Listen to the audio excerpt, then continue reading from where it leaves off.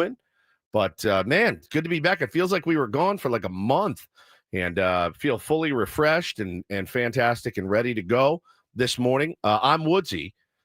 To my right is Italian Paul, a.k.a. Frank Marchese. There he is. Good morning, Frankie. Good morning, guys. Now, on the Braden Sopranen show, of which you are now a full-time member. Yes, I am. Congratulations on that, number one. I know you've worked very, very hard for that opportunity and put in a lot of hours and done a lot of the grunt work for Adam Klug. He really made you earn it, and you've earned it. Do you go by Frank or do you go by Italian Paul, Italian Frank? No, it's Frank. It's Frank. On that, yeah. I feel bad now. You're fine. Don't worry about it. All right. So on this show, though, you'll always be Italian Paul to us. That's fair. Because Paulie Reindl, our beloved executive producer, is out. And then when Frankie would fill in, we'd call him Italian Paul because he would be the Italian version of Paul because his name's Frank Marchese. It's good to see you, man. How are you? Doing great. You look fantastic. Thank you very much. You dropped how many pounds? What do you at? 130 about in 7 months. God. Yeah. 130 pounds in 7 months. It went from 394 to 265. Oh, 394 in honor of our beloved Tony Gwynn. You should have stayed there. Well, there you go. Now? That was my thought. 265. Now you're like Jake Cronenworth, essentially. He's gone from Tony Gwynn to Jake Cronenworth. I think Jake would love to be 265. That's fair. I think most guys on the team would love to be 265 at this point. To my left, our beloved driver of this machine, Benjamin R. Higgins, your friendly neighborhood sports anchor. Good morning, Ben. Good morning. Stretch it out after the long weekend. Is our YouTube right? Aren't I usually on the left? Or are you in the middle? I can't remember. Well, I think it looks right. Does that look right? Are you always left and I'm in the middle? No, you're right. It's not correct. I'm looking at you, so I'm looking the wrong way. There we are. Now I'm looking at you. And if I look this way, I look at Frank. Okay. And you. Oh, there we go. Okay. Perfect. Now I feel in the better. middle of the Brady Bunch square. Yeah, that's right. That's right. Now I feel better. Okay. How was everybody's weekend? What did you do, Benjamin? Weekend was good. Let's see. I had a golf tournament on Saturday morning. I'm very interested to hear about your Saturday morning, though. Well, I want to hear about your 69. I did shoot a 69. Oh, you shot a 69. I shot a 69, yeah. Because he just texted me 69. And I said, wow, that's an exciting Saturday morning. It's a nice score, for sure. It's a great score. 4 over par. That's excellent. It's excellent. Excellent. Had a good round. And then I spent the entire rest of the weekend, well, at least Saturday and Sunday, cleaning up the house. Things that, with my new schedule, I let a few things get out of hand. Into disarray. Yeah, some bathrooms, some laundry, some floors, just, the deep cleaning, spring cleaning, as it were. But the house looks much better now, and I feel good about it, but it doesn't lend itself to a ton of interesting stories about what I did over the weekend. Well, I remember those days in high school when I would be, I was a teenager, and I'd go out the night before, and boy, I'd hear mom and dad up cleaning. Now, did you rope the kids into it at all? They did help. Yeah. That's awesome. They were helping as well. Because I do remember those mornings where you'd wake up on a Saturday at like 11, and you're like, they're being loud on purpose. Like I can hear my dad doing things, making a ruckus. Start the laundry right away. Right away. Dishwasher, laundry, things that make noise, so we know what kind of day it's going to be at the home. The vacuum cleaner I would hear on my hallway, and I'd be like, I got to get up. I'm going to have to go clean these toilets right now. It's kind of new on a cleaning day. It was not your most fun, but it's nice to get it done. It does feel great to do that. Frankie, what about you? What'd you do? I know you just sat and watched cars drive around and around in circles all weekend. I did do that for on sure. Sunday. Yeah. I actually went to the game last night, left early, which is something I never do because I knew I had to be here. Smart. Well, I appreciate that about something. You, dude. This is something I'm not usually aligned with, being smart, but that's fair. Just spent most of the weekend relaxing and mentally preparing to move next weekend. Were you at the SDFC game as well? I was at the SDFC game. Kicked some LA Galaxy fans' butt in the stands afterwards. Was that you? I watched it. You weren't participating, though, in the brawl afterwards. No. Okay, good. I actually had to be told it was going on because I'm sitting there doing stuff on the computer, and then I'm seeing everyone like reacting to what's going on across. I'm like, oh, that's something going on. Yeah, it moved over the entire upper deck on that far side. I saw that. It's not what you want. Obviously, we'll talk about that. Got a lot of DMs about it. over the weekend. You said you're moving. Where are you moving? From one side of our current complex to the other. To the other. Okay. Yeah. All right. Always staying very local. Always fun. We had a great weekend, honestly, like one of the better family weekends. And when you have small kids, you guys out there can attest to it. You do get a little panicked if there's no sports. We don't have any organized sports to get to this weekend. That's part of the beauty of youth sports, is that it gives everybody a purpose, something to get up for, get ready for, get out to, celebrate, whatever. It gives the kids something to do. But we didn't have anything planned. So we decided to take a little mini trip to Venice Beach. Now, I am a huge, huge fan. As much as I rip on the Dodgers, and I do a lot because I don't like their fans. They're mean. And I don't like their players. I think they're all clowns, most of them. I like going to LA. I always have. Since I moved here, I enjoy going up for the day or two. I think there's a lot to see. I love history. I love music. So it's just a great place to go. It's a major metropolis. Oh, 100%. We're not, and that's a good thing Yes. for San Diego, but there are things you can do in a major metropolis that you can't do other places. Well, and Venice Beach is really special to me. I'm a huge Doors fan, and that's where the Doors spawned. That was it right there on the beach that we were walking by is where Ray Manzarek met Jim Morrison, and Jim Morrison sang him a song, and he goes, "Bro, it's the best song I've ever heard. Let's go start a band." And the rehearsal space is right off the beach, and this is where Morrison slept on the roof, and it's special to me. And still, it's crazy. It's 60 years ago, and every shop you pass has the Jim Morrison shirts. It's just there's that vibe that you get in Venice, and I like the weirdness of it. I like the people out selling stuff on the streets. I just wanted to take the kids. Also, now they love the movie White Men Can't Jump, featuring Wesley Snipes and Woody Harrelson, not the one with broccoli-headed Jack Harlow. It's one of the worst movies I've ever seen. They should all be embarrassed. But the original. So they love that movie. They love it. They watched it 1,000 times. So when I told them the basketball courts where they shot that are where we're going, they were super excited to see it. Now, my youngest, Taylor, we were getting into the van to leave early in the morning on Sunday, goes, "Dad," he kept asking me, "Dad, are we going to go to the basket? Should we bring a basketball?" I go, "No, I don't think we're going to run today." And he goes, "But I want to see where Jack White can't jump." And I said, "What did you call it?" He said, "Jack White can't jump." And I go, "You mean white men can't jump?" He goes, No, the movie Jack White Can't Jump. He thinks it's called Jack White Can't Jump because he also likes the white stripes. Right. So he put 2 and 2 together.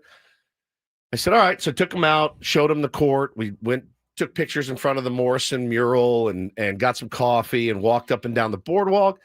We were in the van, Still though. Have the bodybuilders. We stopped by Venice Beach. Yeah, it was great. Bo, I made Bo do a little pose in front of it, of course. But it was one of those things. They really enjoyed it. And you see all kinds of interesting people, lots of interesting people down there.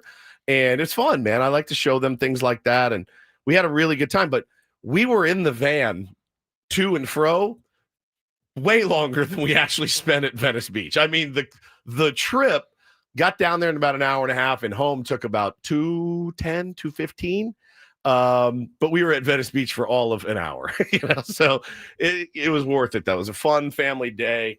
And then, I went down with Benjamin yesterday to the clubhouse, Padres clubhouse. My original plan was to go to the clubhouse, see the fellas, put in an appearance because I haven't been down at all this year. I don't like to bother them.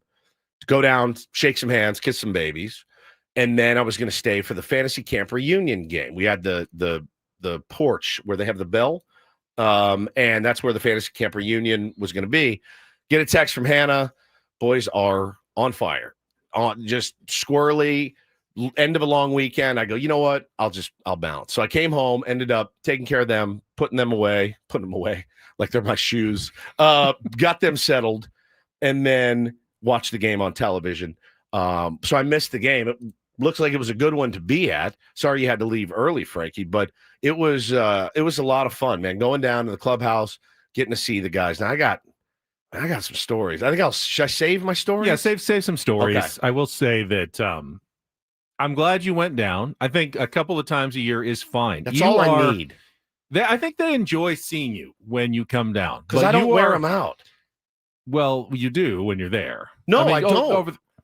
You don't think you don't? Well, you're not wearing them out. They like talking to you. You know what I don't do is, so what were you looking for on that swing? Right. I don't wear them out like but that. We're in the club. So Frankie, we're in the clubhouse before the game, and you've been down there, and the regular media, Dennis Lynn, AJ Cassavell, Sam Levitt, Jeff Sanders, Ben Higgins, Annie Halpern, Kevin Acey. We're all standing around with our recorders and cameras, and Ben Higgins. I've got my Channel 10 camera, and we stand around pretty much just with each other, and we just sit there and talk. Woods is bouncing from PR players, coaches. He's talking to everybody. He's dapping everybody up. I mean, he's like a dap machine, like boom, boom, boom, boom, boom, boom, boom. I mean, he is poking his head, every locker going around, talking to everybody the entire time. Yep. It's very engaging. He's Woods. He's a good conversationalist. They seem happy. They smile when they're talking to him. But the rest of us are just quietly just waiting, doing nothing at all during this entire open clubhouse. It's like a 50-minute open clubhouse time. Yeah. There's very few players who were actually in there because BP was it was early and optional because of the Memorial Day early start. So there's only like 2 or 3 guys that ran in. But somehow Woods kept a running conversation the entire 50 minutes while we were in there.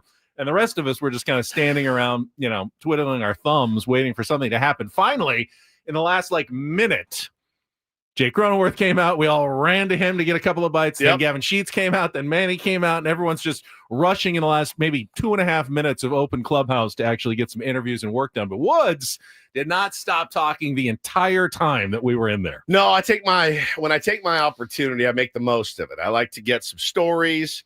I like to have some conversations with some guys, which is good outside of baseball. But you couldn't do that every day. No, you couldn't do that every series. No, you couldn't do that every homestand. No, a couple of times a year, you do the Woods thing. You go in there, you say hello to everybody. No problem. I mean, the funniest thing that happened is me, Ben, Annie. We're clubhouse concierge. Very good, Dominic. Just making sure nobody needs anything. I'm standing there talking to Ben and Annie. And Ben Fritz, who is the one of the bullpen coaches, he's just my favorite dude on the planet. So cool, so great. Walks up, big bear hug, and I'm talking to him, and he goes, "Oh, dude, Maldi wants you." And I go, "What?" And he goes, Martin Maldonado? Yeah, he goes, "Maldi wants you." And I go, "Oh, really?" And I turn around. He didn't want me. Fritz told me to turn around because Martin Maldonado's bare ass was 4 feet from me. Big, thick, bare ass staring me right in the face. And I looked at him, I go, "You MF," just like that. I mean, right. That was funny. Like I turned around, I was like, "Oh, come on.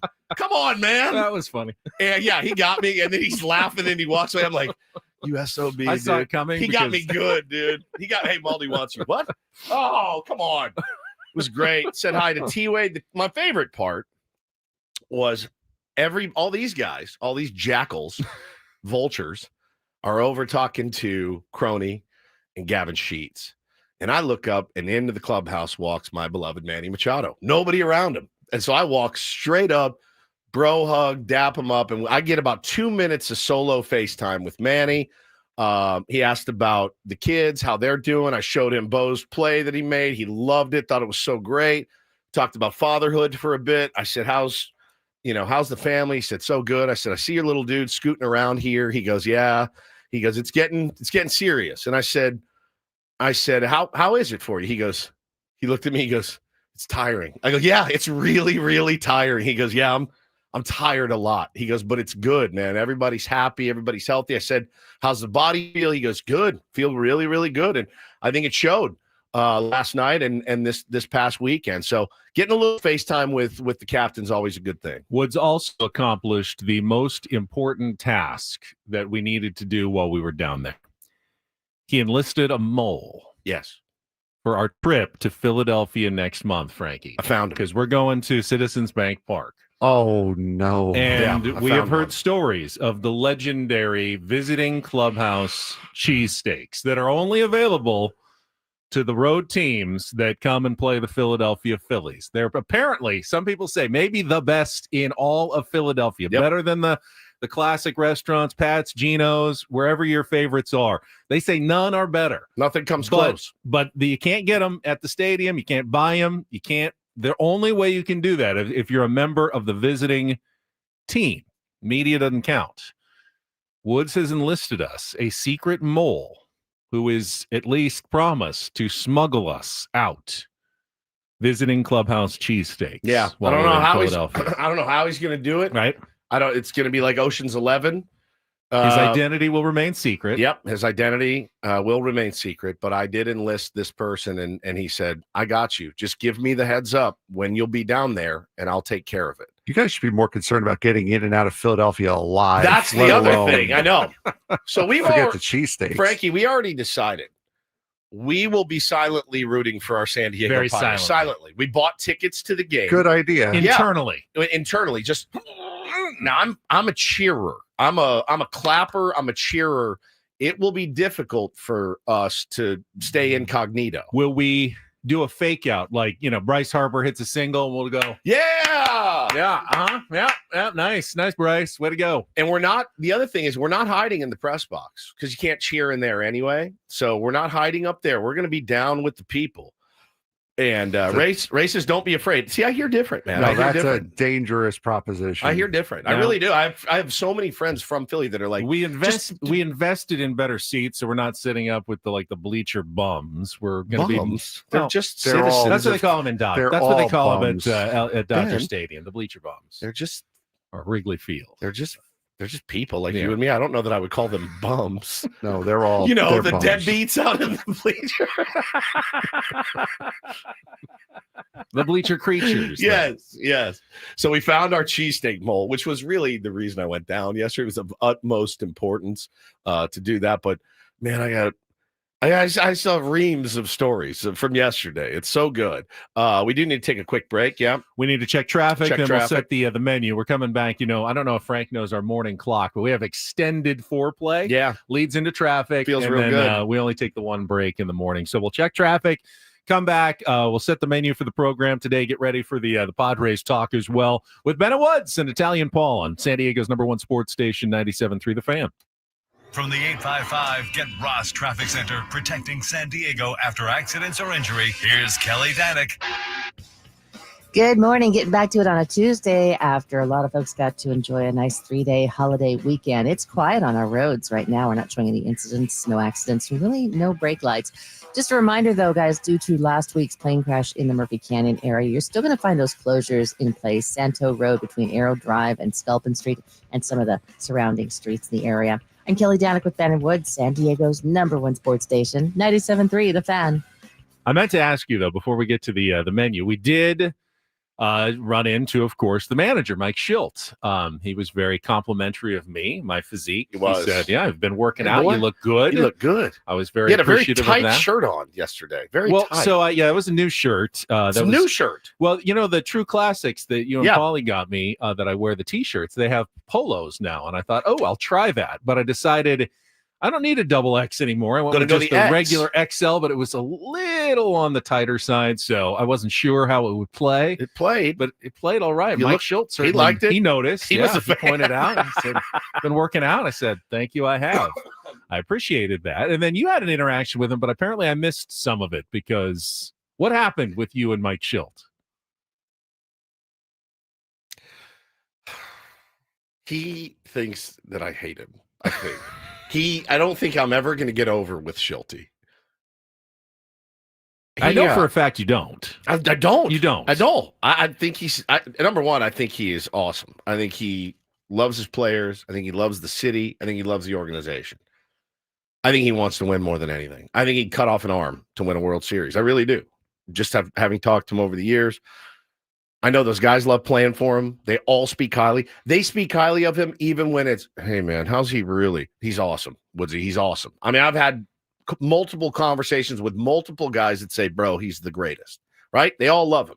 And that's not something you can say about the last 3 or 4 managers here. So he finishes up his presser, which I didn't participate in. I was just watching. I'm a voyeur. I was watching him do his thing, and he gave a few answers, talked about Memorial Day, talked about, calling up Kyle Hart and things like that, which we'll get into. So he's walking away. Now, you guys may remember a couple weeks ago, we had him on the air, and I put him on the spot. I go, are you a Pearl Jam fan? My guess is that you're not. He goes, why would you say that? So he backs me in these corners. I go, listen, I'll bring you a T-shirt. I have a Pearl Jam shirt. I'll give you. And he goes, I'll wear it. And I go, okay, great. Now, so yesterday when I grabbed him, I go, Skip, how you doing, man? Good to see you. I go, I forgot your Pearl Jam shirt, but I will bring it next time I see you. And he thought I was taking a dig at him. And he goes, you always find a way to twist the knife in, don't you? And I go, what do you mean? What? So I'm like back on my heels. He goes, I always find a way to twist the knife in. And I go, no, I'm not. I wasn't talking about the series. I told you I'll bring you a shirt. I didn't bring you a shirt. I'll bring your shirt next time. And he's pissed. Because the series didn't go well. It doesn't know. But I mean, he probably never wants to hear Pearl Jam again. That's a good point. But I had promised him a shirt. I see both sides of this one. So, man, he's like, huh. Always find a way. And I go, no. And please. That's not what I was saying. I wasn't taking a shot. And then he's like, all right, well, hey, how you guys doing? How's the family? Family's great. How's your boy? I missed that part entirely. He's like, how's your boy? My boy's good. He's crushing, blah, blah, blah. Gave him some drills to work on. Gave me a couple drills, great, yeah. which I thought was really cool for Bo. And then he said, and then we just started talking, and then I just panicked. I mean, I just full-on panic. Was like, man, I was thinking about it driving down today. Like, you had Schwellenbach yesterday. He's 97, top of the zone. Now you got Weathers coming out. He's going to be throwing 97. I said, there's no reprieve for your guys ever. He goes, that's it. He goes, I can't wrap my head around every day having to go out and face 97, 98.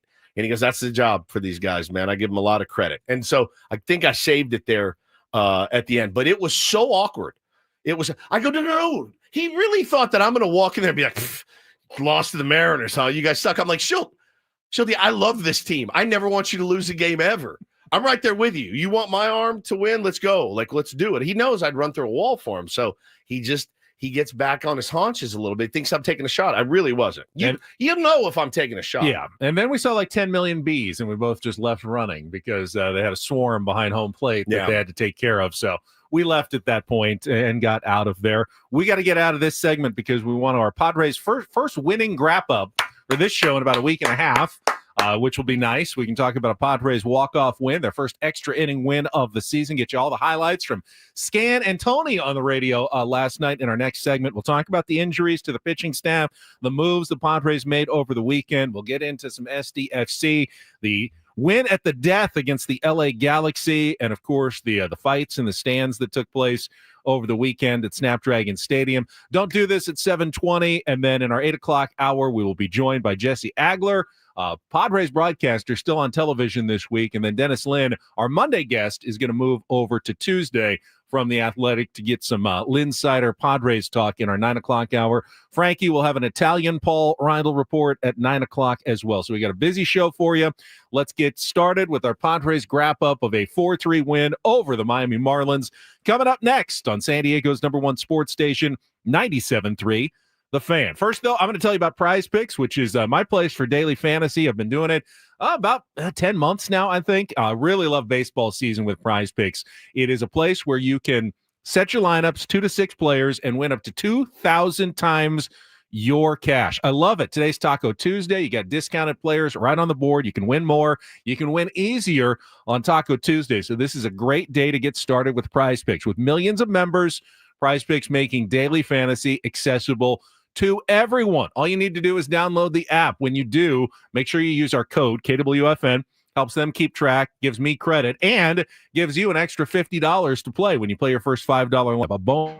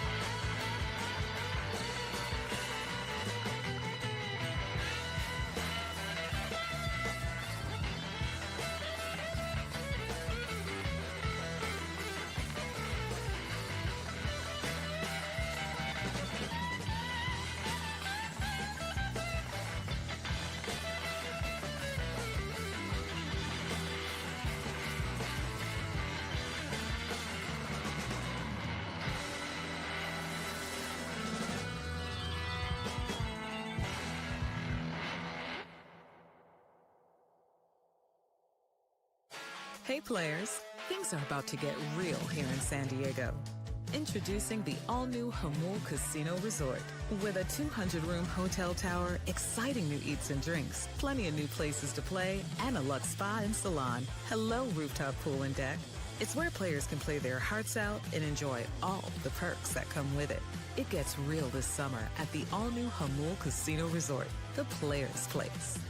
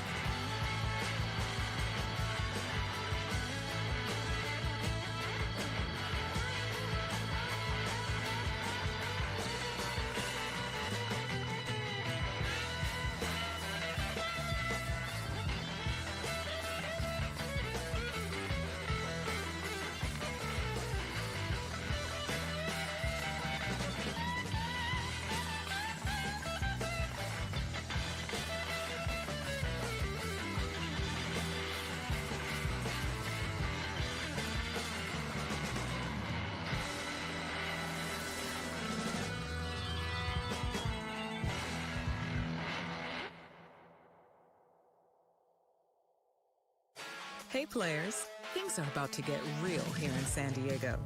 Introducing the all-new Jamul Casino Resort. With a 200-room hotel tower, exciting new eats and drinks, plenty of new places to play, and a luxe spa and salon. Hello, rooftop pool and deck. It's where players can play their hearts out and enjoy all the perks that come with it. It gets real.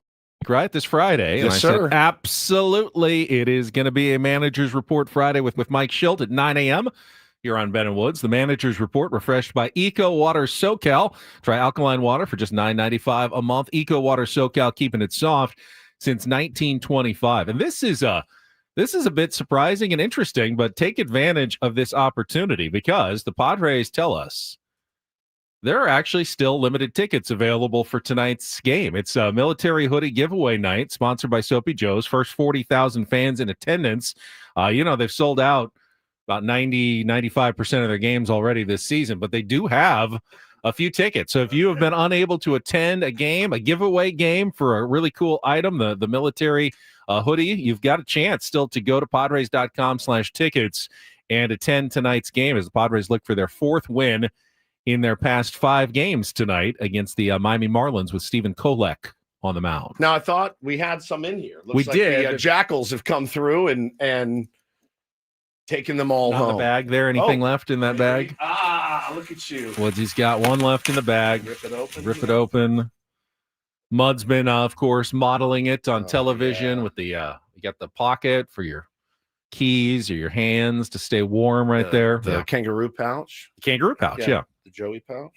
That's good. So that's tonight's giveaway, and it's not a complete sellout yet. Limited tickets are still available at Padres.com/tickets. Of course, Padres made some moves before we get to last night's game over the weekend. Several roster moves, starting with the return of Luis Camposano, who was called up when Jason Hayward was placed on the IL with an oblique strain. Quote, unquote, oblique strain.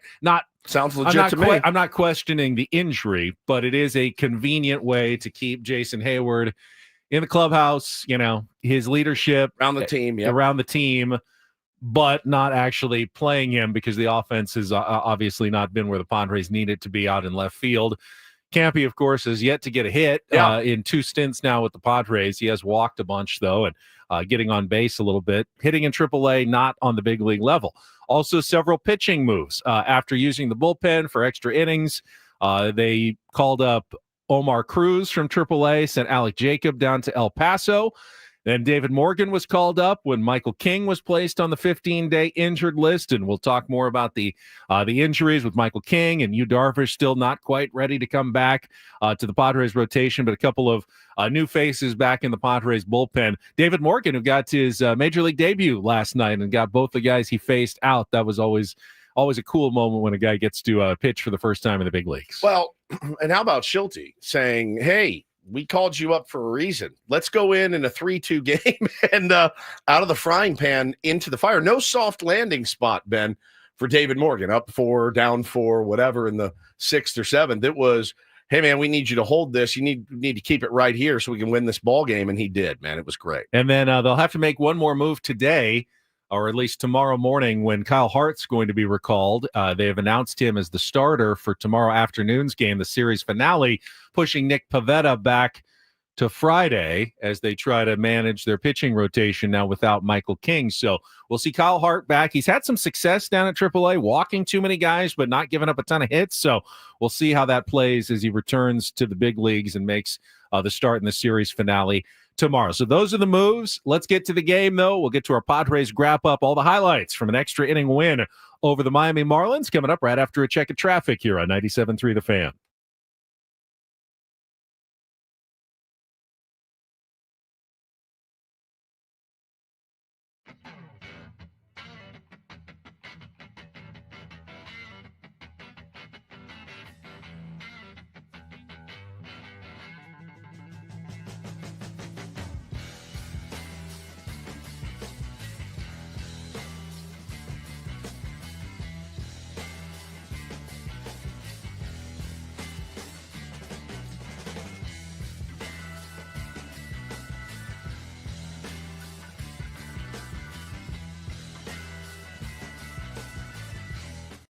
Ben.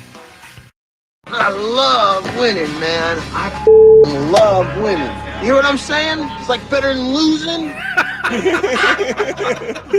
Miss any of the Padres win yesterday? Ben and Woods didn't. Yeah, absolutely. We've got you covered with all of the highlights. Oh, yes. It's the Padres Wrap-Up, brought to you by Hamul Casino Resort. Things are about to get real with the all-new Hamul Casino Resort, with gorgeous rooms and exciting new eats and drinks. It gets real this summer at Hamul Casino Resort, the player's place. I want to go fast, but I want to go slow, and I want to go deep.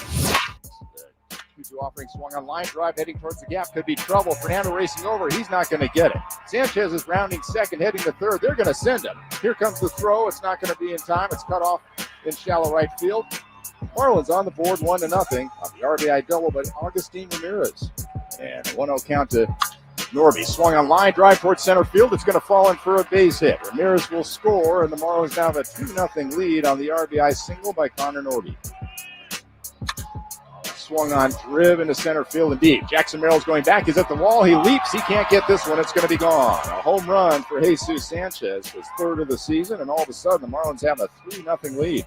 Iglesias was a strikeout victim back in the second. Swung on, hot shot, third base line, fair ball down into the corner. 1 run is in. 2 runs are in.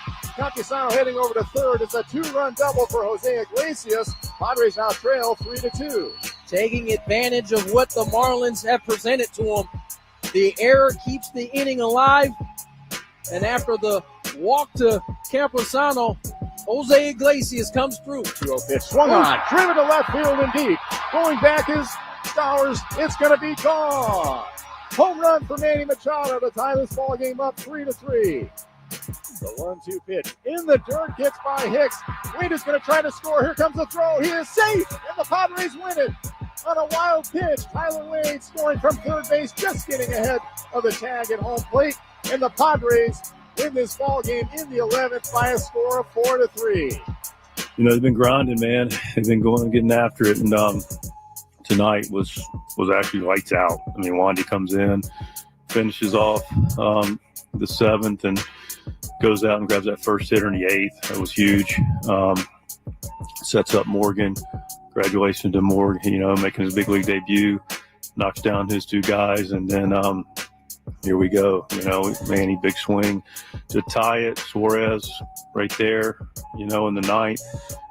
Adam, fantastic in the 10th, and Morihone, I mean, lights out again. Just his stuff's, you know, all 3 of their stuff's really nasty. Morihone's been particularly filthy as well, but just can't say enough about the bullpen. Man, got me fired up. And you know, we always ask the question on this show, do we complain about wins? The answer is no. We do not complain about wins. I did see a couple of, man, this offense still, you're right. You're absolutely right. This offense has some issues. Man, it took a wild pitch for us to win a game. Don't care. Won the game. Like it can go so quickly the other way when things start to go against your team, and you look up, you've lost 6 in a row. So you take these where you can get them. Hell yeah, that inning got extended on a throwing error. That's how you beat the Miami Marlins, Ben. They are not a good baseball team as far as fundamentals go. You got to take advantage of that, and the Padres did that. And yeah, they took advantage of an error. They took advantage of a wild pitch. They won a ball game and did exactly what they needed to do. That's it. You took care of business. There are multiple things that are true about the Padres right now. First of all, I'll start with the positive. They're doing what good teams do when good teams go into their inevitable slump during the season. They found a way to win a couple of close games with pitching, taking advantage of errors. Hey, on a wild pitch, doesn't matter. You got to find a way to sneak out a couple of wins when you're not at the top of your game, especially offensively. Correct. And they, didn't do it during the 6-game skid, but they've won 3 out of 4. In none of those 3 wins were they particularly dominant or good at the plate. Other than, Manny Machado and Gavin Sheets, the lineup is pretty abysmal right now. They only have 5 hits in the game last night. Other than Manny's home run, the top of the lineup, black hole right now. Tatis looks terrible. There's nothing else I can tell you. I see people complain. What's wrong with Tatis? He's in a huge slump right now. He's not seeing the ball well. He's chasing pitches that he wasn't chasing earlier in the season. He's off. Do I think he will get back to being Fernando Tatis? Yes. Well, hopefully sooner rather than later, but he's not Tatis right now. Arise, he's in a worse slump than he was when he started the year 0 for 16 or whatever it was. And he's around 0 for 14 now, I think, since the start of the last series. But he's chasing. Oh, my goodness. He's swinging at balls. He struck out for the first time in his career, swing and miss 3 times. That had never happened in his. Think about that. That's incredible. His entire big league career, he had never swung and missed at 3 pitches in the same at bat. That was on Sunday. I was driving back listening to that game, and the surprise in Jesse's voice it was like, this has never happened. I don't think it's happened. I think they looked and it had never happened before. He swung at ball 4 last night, swung at a bad pitch when he came up the second time, ball in on his hands. Yeah, he's slumping too. Jackson Merrill is showing some signs, but he's still chasing. He's not hitting for any extra bases or power. He's getting an occasional single here or there, but he's not doing what Jackson Merrill was doing earlier in the season.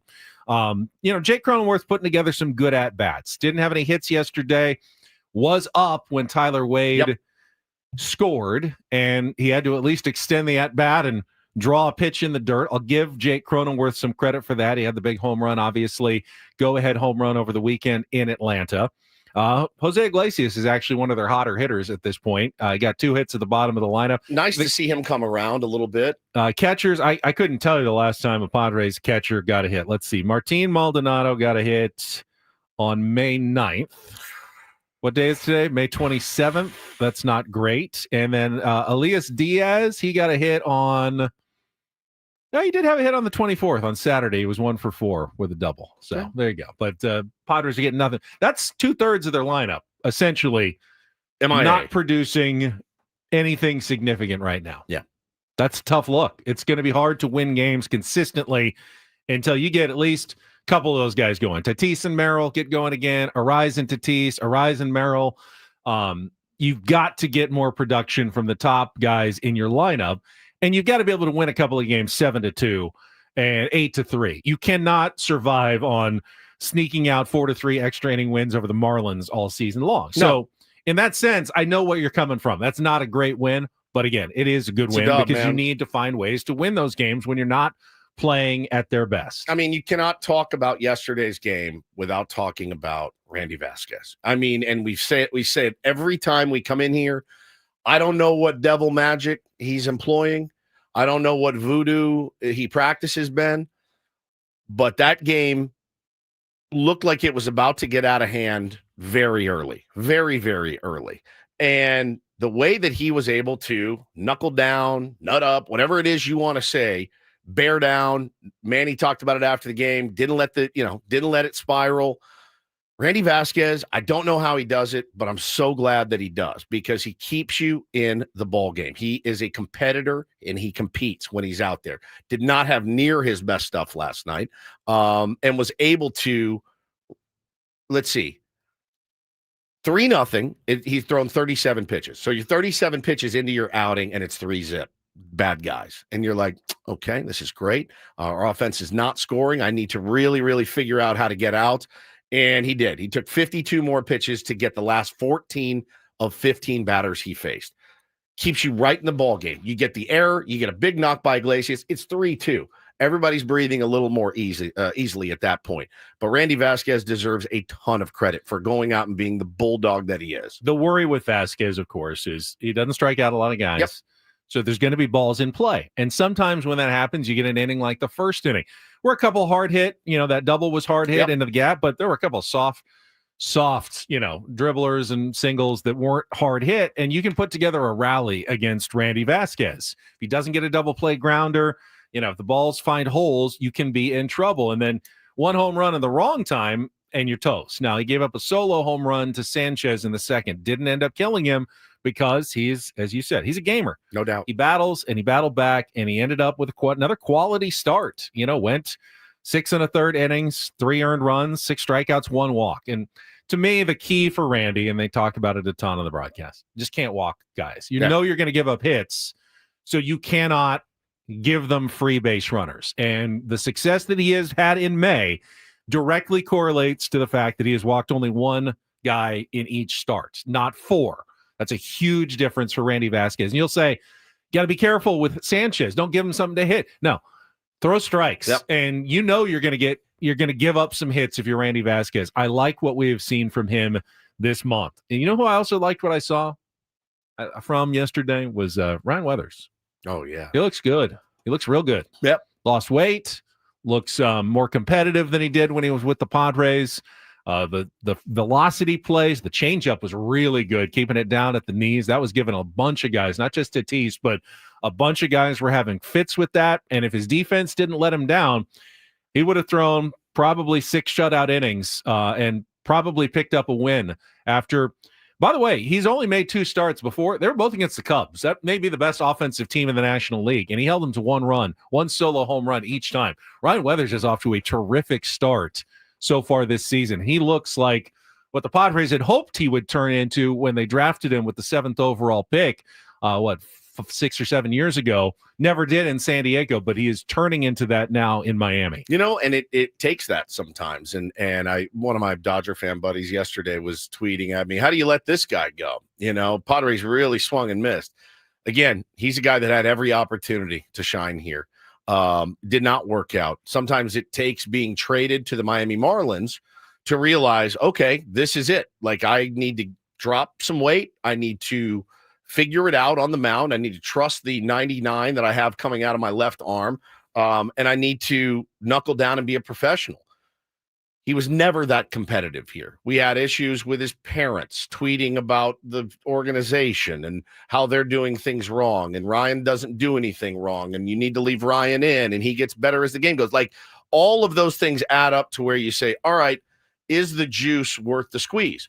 And this is not uncommon to the Padres organization. You're going to find guys that couldn't get it done in New York, or couldn't get it done in Philly, or couldn't get it done in Chicago, and they move on.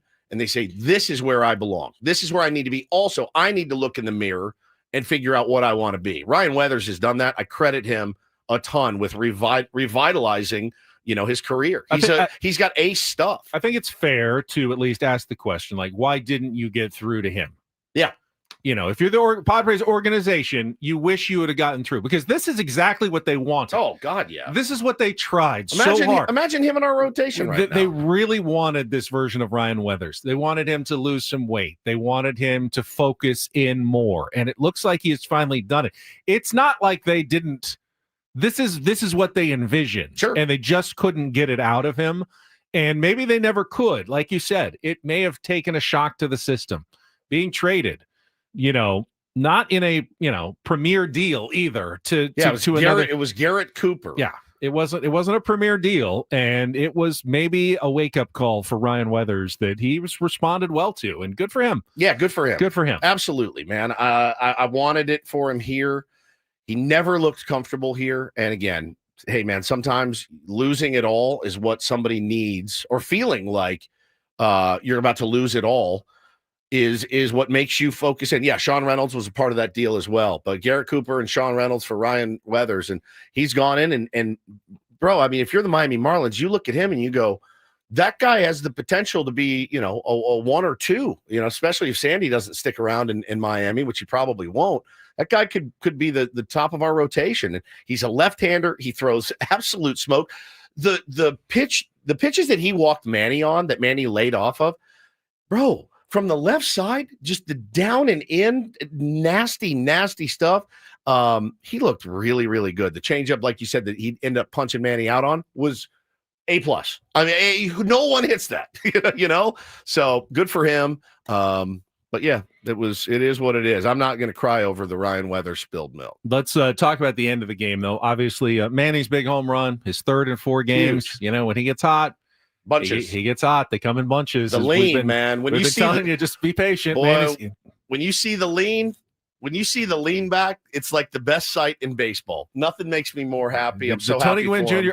And the lean back by Manny. You don't really need to even watch where the ball is going. You have that it's out of there. That tied it up, but they were unable to score in the 9th. The bullpen gets it done in the 10th, Jason Adam, and then unable to push across the run. That was frustrating. In the bottom of the 10th, when you got your top of your order coming up, yeah, it's tough. Tatis can't move the runner over. You can't score. You can't get a hit to score the run in the 10th. I was looking at, is this going to be another extra inning loss for the Padres? Yeah. But Adrian Morejon, who has been really, really good, was now three outings in a row, has been fantastic.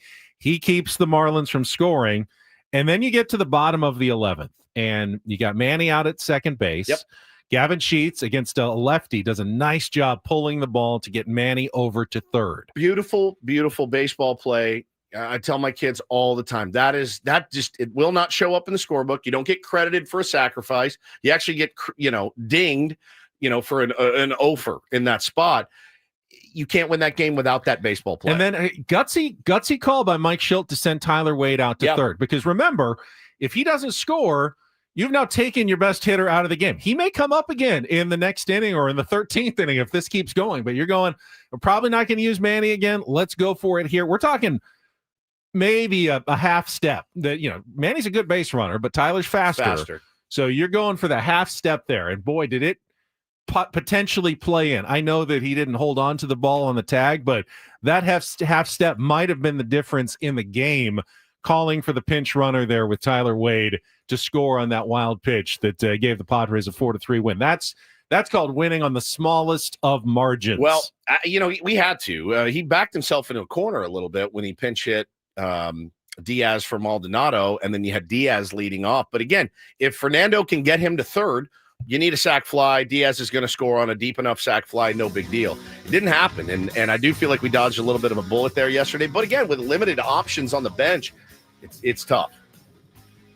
We got so much more Padres to talk about, but I also want to bring up what happened on Saturday night at Snapdragon Stadium. Incredible game. Incredible. Really ugly scene. After the game, though, we got comments from the teams reacting to the brawl at the Snap. We'll get to all that coming up next year with Ben and Woods on 97.3 The Fan.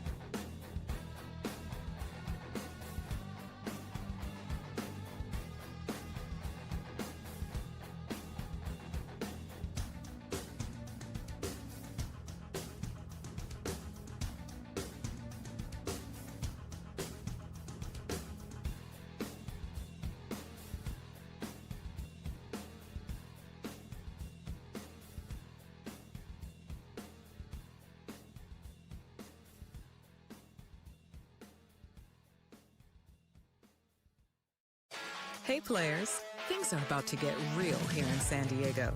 Introducing the all-new Hamul Casino Resort. With a 200-room hotel tower, exciting new eats and drinks, plenty of new places to play, and a luxe spa and salon. Hello, rooftop pool and deck. It's where players can play their hearts out and enjoy all the perks that come with it. It gets real this summer at the all-new Hamul Casino Resort, the players' place.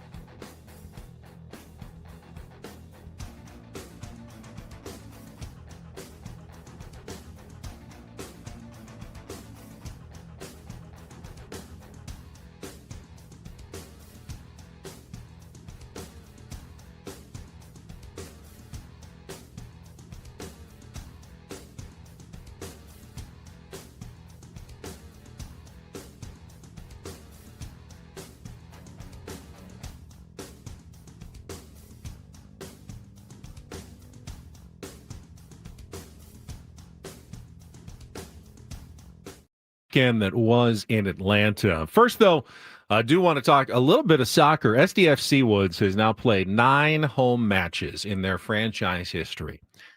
7 of them went off without a hitch in the stands.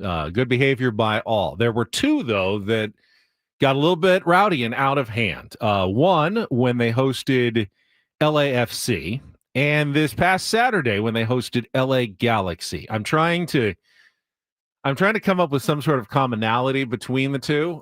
You can help me if you've got any thoughts on the subject. But again, matches against Kansas City, Colorado, Dallas, Salt Lake, Seattle, they all went fine. Columbus, no problems. But against LAFC and LA Galaxy, there were trouble in the stands, especially this past Saturday when things got out of hand following the goal, as they like to say in the beautiful game, the goal at the death.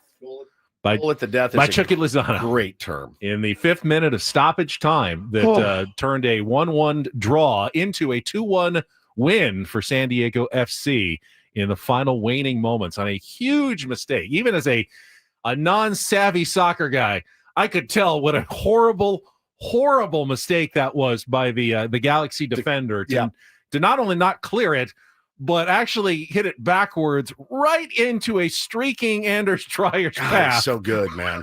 Set up the only way that SDFC could have scored a goal before the time ran out in that game was by doing that. He said, the coach said that was a low percentage pass there. I would say so. They are a massively exciting team. They are a massively exciting team. They really seem to care about their craft. They really seem to care about their city. They really love playing for Mikey Varas. We love Mikey Varas. And I was bummed that, after the biggest win of the season so far, Mikey Varas has to go on and address what happened in the stands. I'm not going to say I'm surprised. I'm not surprised at all. I've lived here long enough to know that these things happen a lot. Now, I can't speak to what it used to be like, Ben, when Raiders fans would come in. I heard it was a bloodbath. The parking lot at the Q got pretty rowdy when the Raiders were in town, for sure. Look, there's a difference in rowdy. Rowdy's fun. When you're rowdy and you're having a good time and I'm yelling at you and you're yelling at me, there's nothing wrong with that whatsoever. When it turns into, here come beer cups flying, here comes beer being thrown, here comes punches being thrown, here comes a brawl, it sucks. It sucks. It may, for a guy like me that doesn't really like to leave his house anyway, it makes it tough to go, I'd love to take my 7-year-old and 4-year-old out there and see what's up. It happens at Petco Park a lot when the Dodgers come to town. And again, I'm not blaming everybody from LA. I'm not. I'm saying that the temperature gets turned up. San Diego fans are pissed that they're here and loud and boisterous, and LA fans come into town like they own the place, and it's not a good combo. It's just not a good combo. It's not a good combo at Petco Park.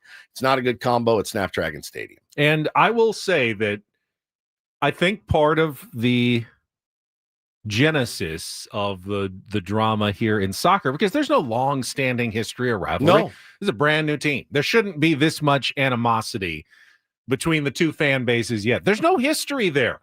SDFC is now 2-0 against the LA Galaxy. I'm sure they're frustrated. Galaxy, the defending champions, have not won a game all season. Right. I'm sure their fan base is frustrated by that. But there's no extra animosity toward San Diego FC, or at least there shouldn't be. But this is a carryover from Padres Dodgers as well. No question. I mean, this is San Diego against LA. This is San Diego against LA. This is a history now of just fan bases and cities. In some ways, I kind of like it. Like, it's a real rivalry. It has grown into the West Coast version of Boston versus New York. No doubt. And look, good and bad. The teams from LA, like the Dodger fans, don't like to lose, and they don't like to lose to the Padres. And the Galaxy and LAFC, they don't want to lose to San Diego FC. They just don't. And I wouldn't always say that they win with grace. I wouldn't always say that they lose with grace. And so, I think it's going to happen. And I think ultimately, the rivalry is a great thing for sports. Nothing better than a rivalry weekend. And, baseball tries to manufacture some these days. But, you look at baseball right now, it's Dodgers Padres, period. As much as they want it to be Dodgers Giants, I don't think anybody cares at all. I really don't.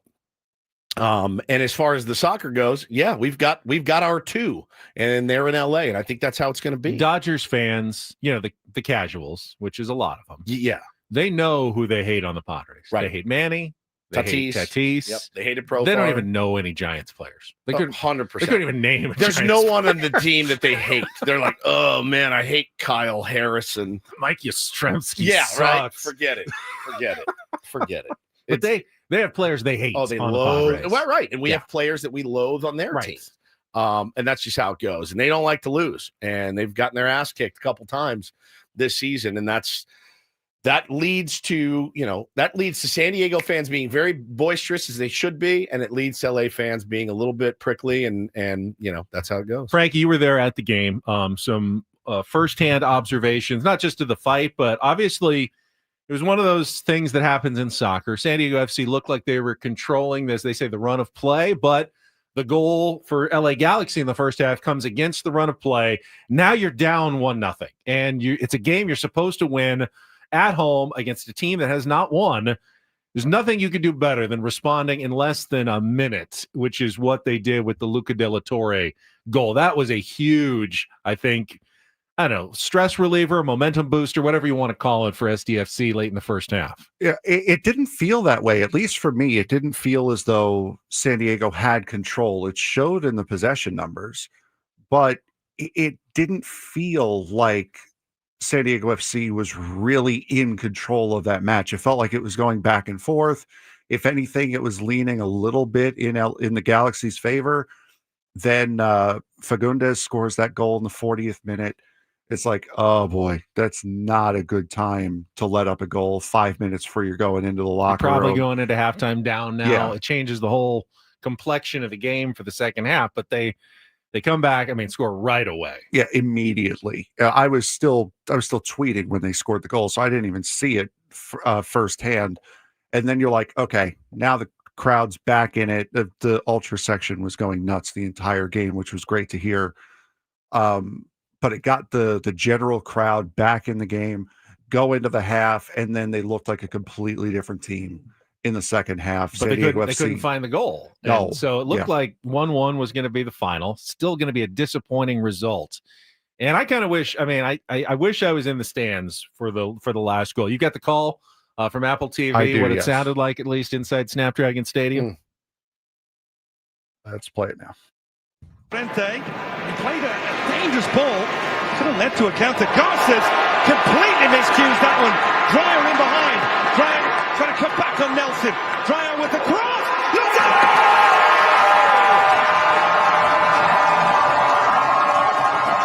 Chills. Sounded like the place went pretty nuts. Chucky Lozano wins it late for San Diego as Galaxy crumble yet again. Oh, I love that, as Galaxy crumble yet again. The British have a way of sticking the knife in and turning it. The Galaxy crumble again. You're worthless.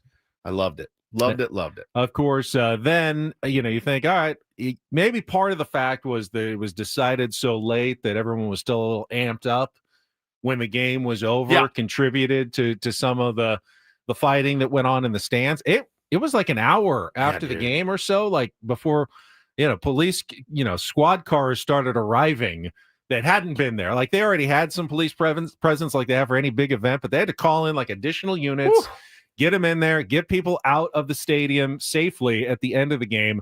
After the game, joint statement issued from both San Diego FC and the LA Galaxy. San Diego FC and the LA Galaxy are united in our efforts to foster a safe and welcoming environment for all fans attending our matches. There is no room for violence in our sport. The incidents that occurred following Saturday's match at Snapdragon Stadium do not reflect the values of either club and are entirely unacceptable. We urge all fans to support the game we all love with passion and respect, ensuring that every match remains a safe and enjoyable experience for everyone in attendance. And then they go on about the code of conduct. Sure. But, you can say that there's no room for violence in soccer. It's pretty violent.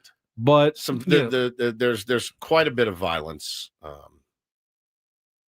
between fan It bases. does feel like there's two entirely separate soccer fan bases. No question. There's the very warm, supportive. Yes. We're going to cheer all game long. Yep. We're going to be entirely positive. Yeah. There's like no room for even negativity. Not only no room for violence.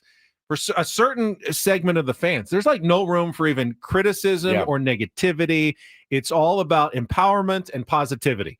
And then there's the absolute other end of the spectrum that is like the hooligans, man. I mean, the hooligans, the violence, the threats toward, players, the actual violence that's been committed in the history of soccer toward players, storming the field, crushing, people crushed to death at English soccer matches. There is a beautiful side and there is an ugly side to the game of soccer. Of course, they're trying to eliminate the ugly side, especially here in MLS in San Diego. Yeah, and, I hope it does. You do want it to be a positive environment. Things are going to happen. Things are going to spill over. I see it listen, I know I make fun of LA fans. I see it at Padres games all the time. I've seen, people overserved and getting into it and fights in the parking lot and things like that. It does happen. I wish that it didn't, but it does. It happens in every city. Every team's got them. Every team has a group of fans that don't really care about the outcome of the game. They're more riding for the city. They're more riding for the tailgate, the Cutwaters, whatever it may be. The Cutwater crew is what I call them. They don't really care about the nuance of the game. They just want to go and party and have a great time and sometimes get in a fight, and it does happen. All right, we can talk more soccer if you want. I know the Wave also had a big win on Sunday night. Huge, man. They're rolling. 5 goals. They are absolutely on fire. What a turnaround for that team. What a massive turnaround. Because last year was rough. It was dismal. Alex Morgan retires. They have to trade away, sell off some of their best players, and you think, here's a couple years of rebuilding for the Wave. No, they're right back near the top of the table in the NWSL, and they are the hottest team in the league right now. Absolutely on fire. A record 5 goals in their 5-2 win against the North Carolina Courage and their former star Jaden Shaw, who was back in town on Sunday night at Snapdragon Stadium. So congratulations to the Wave. All right, we've got Don't Do This is coming up next. Speaking of soccer, it was a ugly scene at a soccer victory parade over the weekend in England. I wouldn't even say ugly. I would say absolutely terrifying. Terrifying scene. And local kid finally got the call up. Love those stories. Me too. Get to that coming up after a check of traffic with Ben and Woods on 97.3 The Fan. First, though, I want to tell you about sdfatloss.com. Thank you, Mike Schill.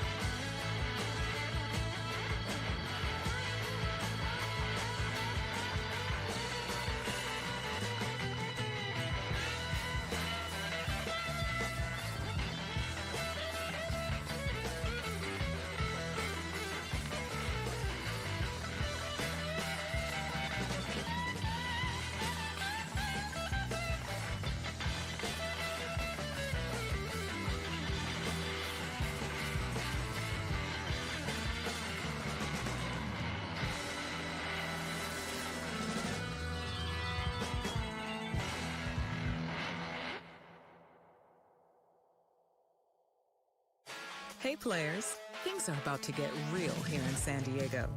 Introducing the all-new Hamul Casino Resort.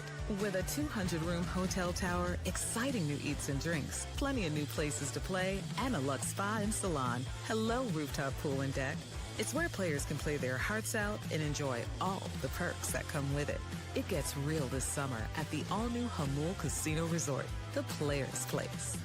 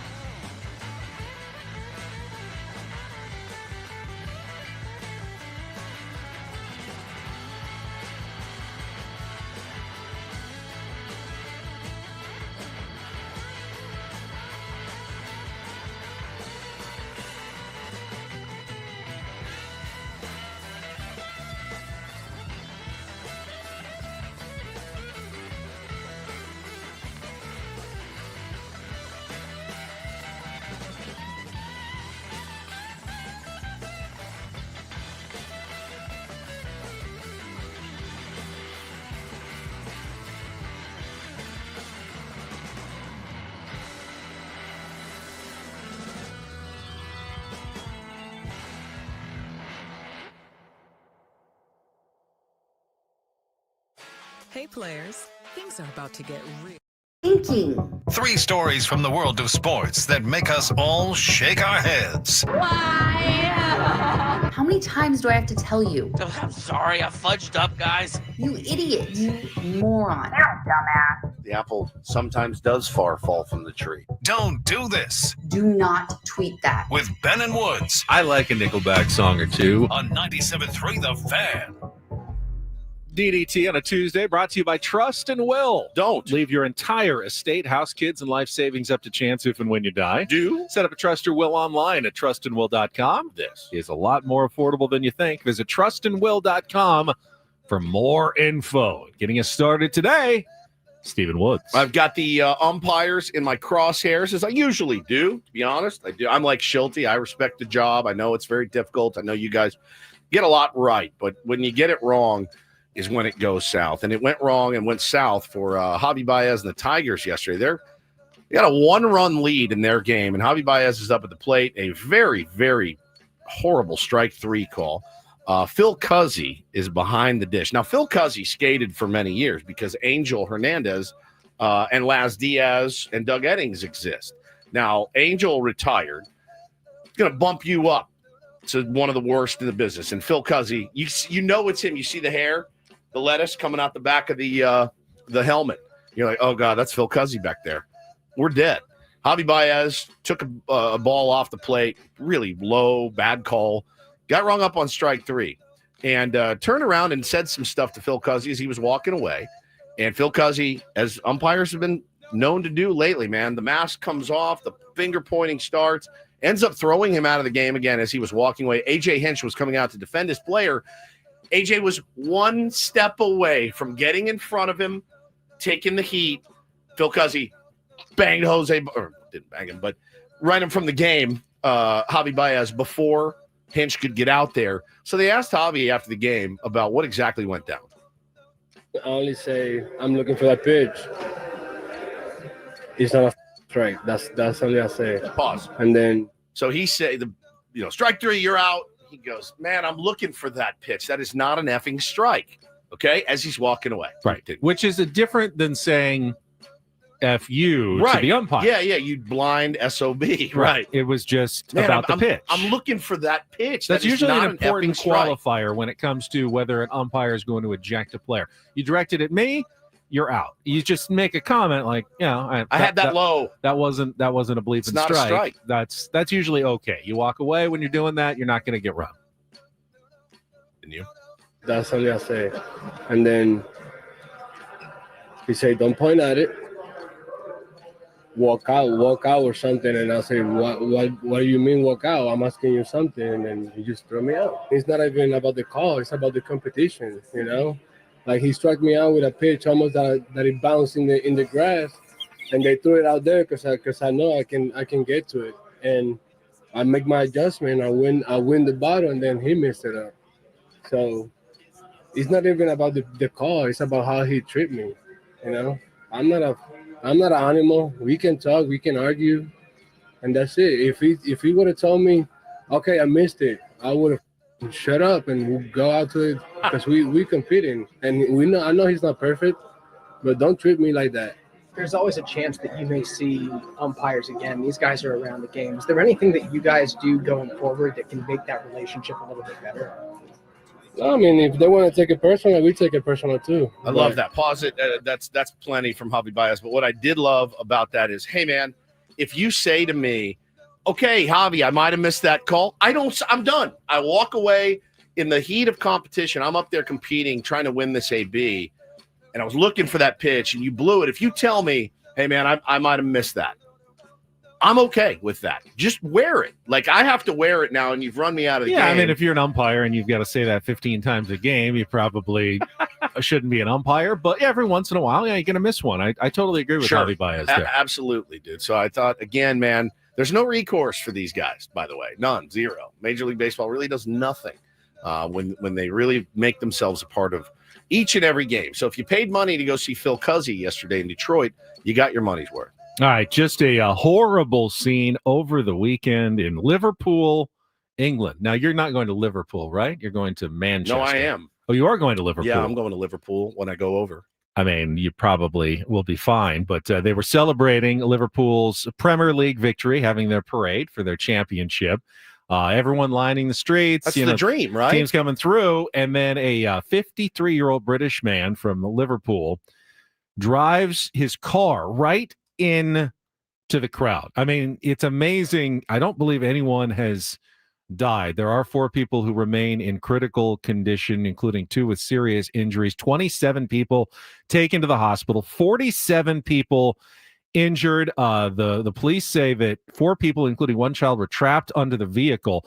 They don't believe it was an act of terrorism. They're not investigating it as like a terrorist incident. As for the reasoning behind it, what happened, I'm sure that there will be more that comes out on that as the investigation. The police surrounded the vehicle.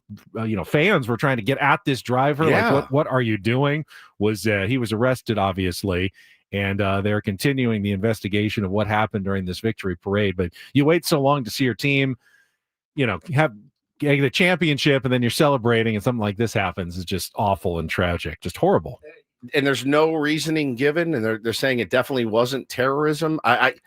What was he frustrated that there was traffic? Like, you had to know that there was going to be a parade.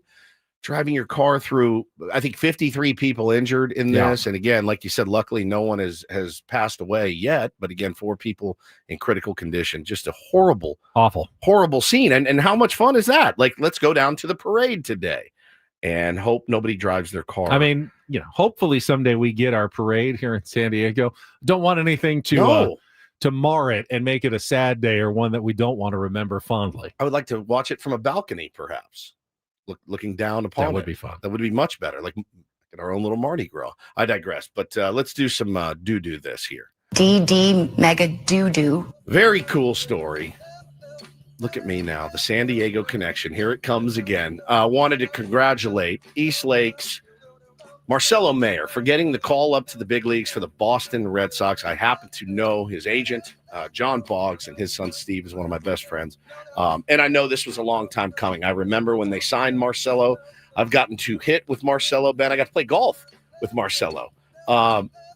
He's such a good kid. 22 years old, gets called up to the big leagues. Now, did he get called up? I heard he was in the middle of 2 games of a doubleheader in the minor leagues. Correct. And he got called into his manager's office. I think it was Chad Tracy. And Chad said, hey, man, just got the call from the big club. They do not want you to play game 2 today. Abundance of caution. Okay. We just don't want you to play game 2. And he goes, oh, okay. He goes, and actually, it would be hard for you to play game 2 here because you're going to be playing game 2 in Boston today. They're in Worcester. And he said, you're going to be playing game 2 in Fenway Park. And he's like, no way. Gets the call. Now, the funny part is Marcelo lost his car keys 3 weeks ago. Has no idea where they are. 3 weeks. Been catching rides to the ballpark. Has no idea where his keys are. If you've met Marcelo, you're like, yeah, I get it. Put an air tag on those things. That's right. I got one on mine. And so they're like, hey, kid, you got to get to Fenway Park. He's like, I don't have keys to my car. So I don't know what to do. Hey, Clubby drove him to Fenway Park. You're a big leaguer now. Yeah. You got people for that. Got people for it. Drives him in. Actually, K'd up 3 times his first game. Ended up getting a knock in his second game. But the funny thing is, man, very first chance he gets. Now, they put him at third. He plays all over the infield. He's a shortstop by trade. Put him at third. First ball hit to him. Picks it. No problem. Shuffles. Takes his throw. Bounces it. Needed a phenomenal pick at first base to bail him out. And you could see the relief kind of wash over him. This is the big leagues. They pick those here for the most part. Very happy for him. Very happy for the Boggs family. Marcelo, his family caught a late flight to go watch him over the weekend. Yeah, so I was talking to Boggsy, and he's like, oh, my God, they called him up in game 2. We're going to miss his debut. They made it out in time for the next game, and it was awesome, man. He's such a good kid, and I really think he's going to have a good career ahead of him. He's such a level-headed dude, man. Getting to spend some time with him, just kind of, no big deal. But now he's a big leaguer playing for the Boston Red Sox, San Diego kid. Somebody my son really looks up to as well. So very cool moment. Very, very happy for all parties. Congratulations to Marcelo. And that is Don't and Do This for a Tuesday. That was Don't Do This with Ben and Woods on 97.3 The Fan. All right, when we last left you on Friday morning, Padres were in the midst of a 6-game losing streak. How did they turn it around? We'll discuss the weekend that was in Atlanta against the Braves. More Padres talk coming up on San Diego's #1 sports station, 97.3 The Fan. But quickly, let me tell you about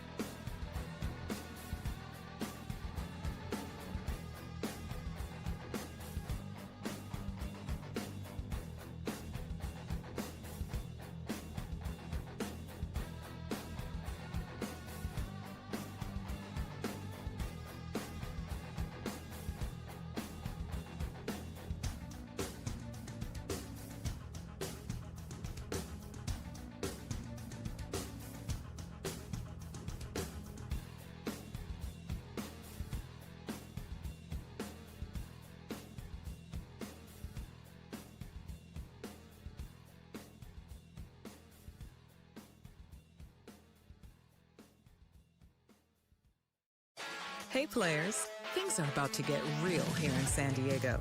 Introducing the all-new Jamul Casino Resort. With a 200-room hotel tower, exciting new eats and drinks, plenty of new places to play, and a luxe spa and salon. Hello, rooftop pool and deck. It's where players can play their hearts out and enjoy all the perks that come with it. It gets real this summer at the all-new Jamul Casino Resort, the players' place.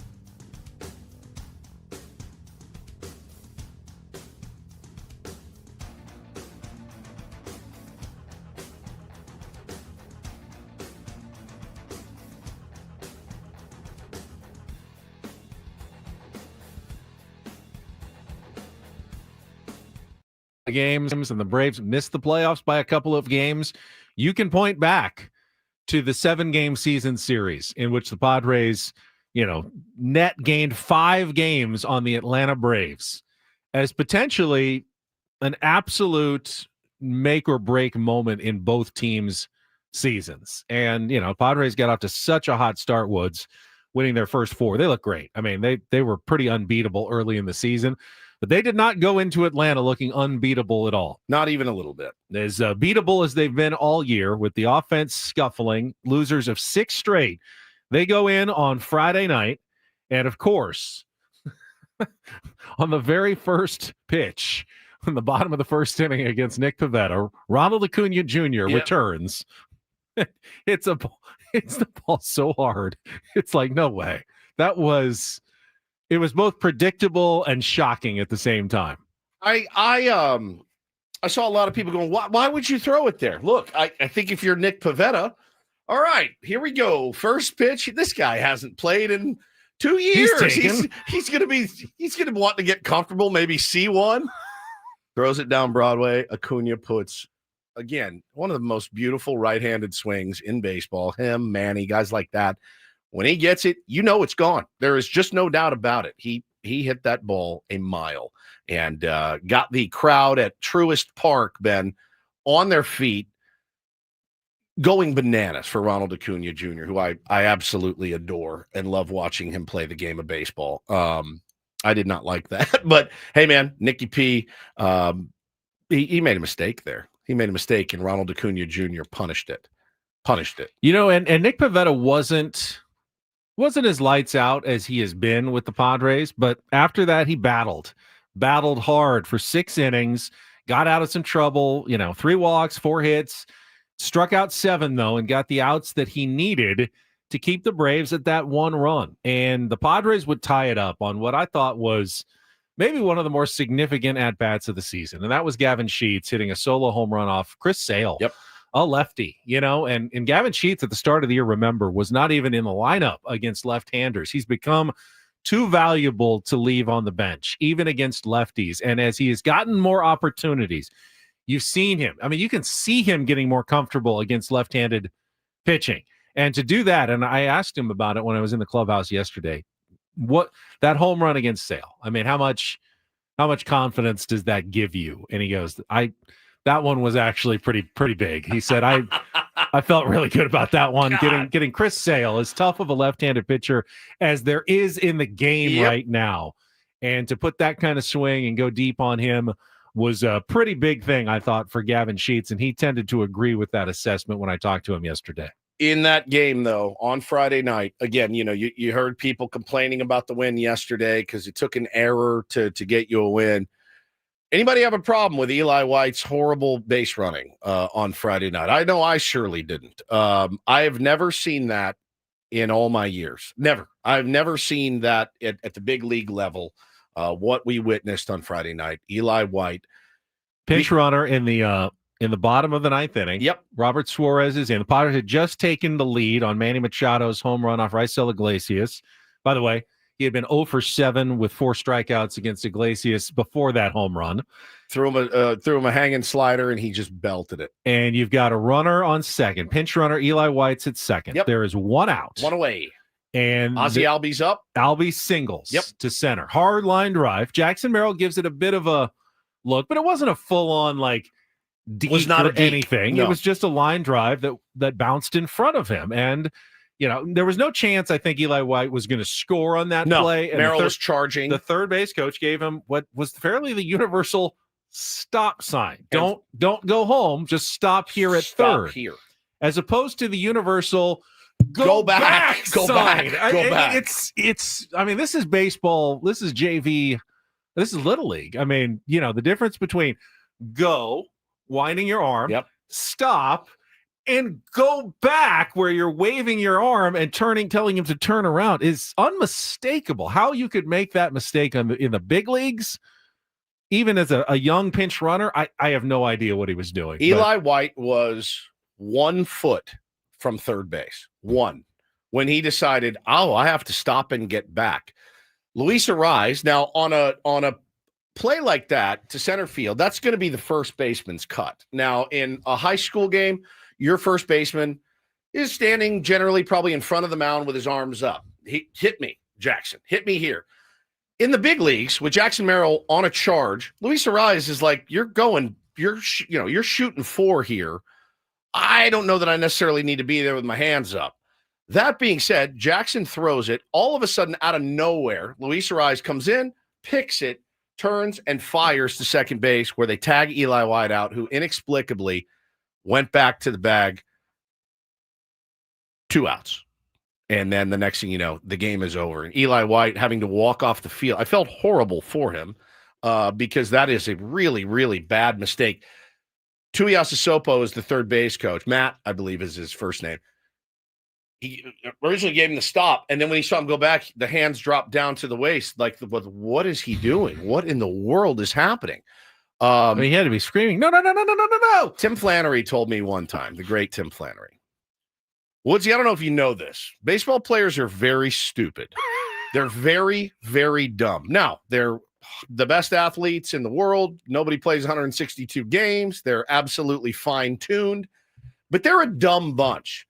He told me at one point in his coaching career, he goes, do you know that at one point I had to make the signs so simple where if I walk towards you, I want you to bunt. If I walk away from you, I don't want you to bunt, because they couldn't read what he was doing with his hands. They missed too many signs. He's like, let me make this easy. If I walk at you, bunt. If I walk away from you, don't bunt. Okay? Geniuses. They're dumb sometimes. And I don't know how you could have made it any dumber for Eli White, but it was such a bonehead play. And the Padres took advantage. Robert Suarez came in, got the last out. Padres win 2-1. 2-1. I mean, it was. They needed it badly. They needed it so badly there. Oh, my God. Dominic in the chat points out after the game, Manny said, I had no idea what happened. He was facing the other way. Yeah. I can't even imagine. Manny turns around like, what just happened? Where'd he go? He's here a second ago. Where did he go?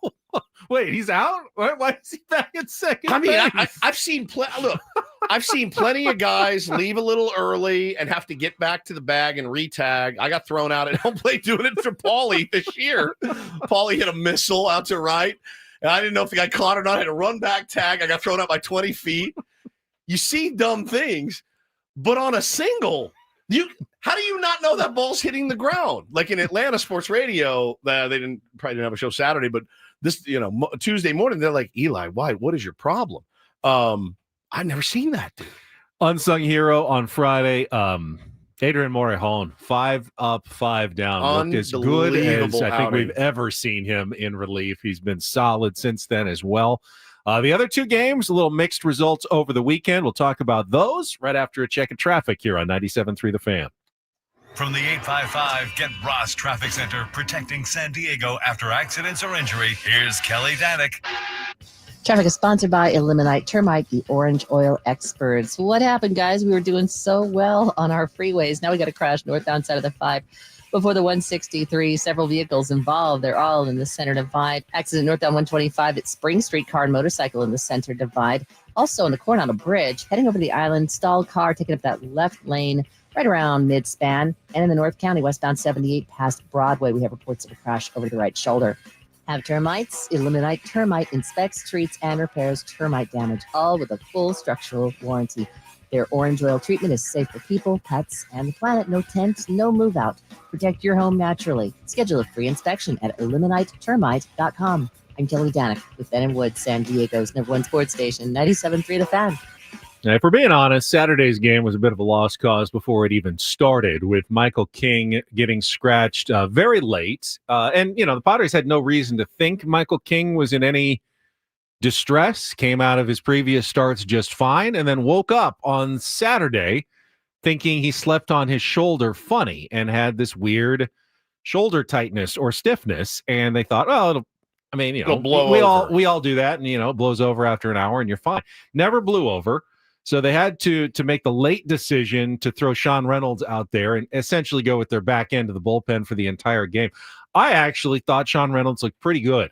2 2/3 innings, gave up an opposite field home run to Matt Olson, ended up getting charged with 3 runs. 1 was inherited, 6 hits, but some of that was soft contact off of Sean Reynolds. And I thought there was some potential there to stretch out Sean Reynolds and even think about him starting at some point. I know he's been valuable and is viewed as a potential key piece of the bullpen for the Padres, maybe even a late inning guy in the future. But liked what I saw, and at least temporarily, if the Padres need another starter, Sean Reynolds could be a guy that they ask to, maybe even go 4 innings next time if that's something that they need, because I thought he looked all right out there against a tougher Braves lineup. Yeah, certainly something to look at. I think the biggest thing for me was Grant Holmes.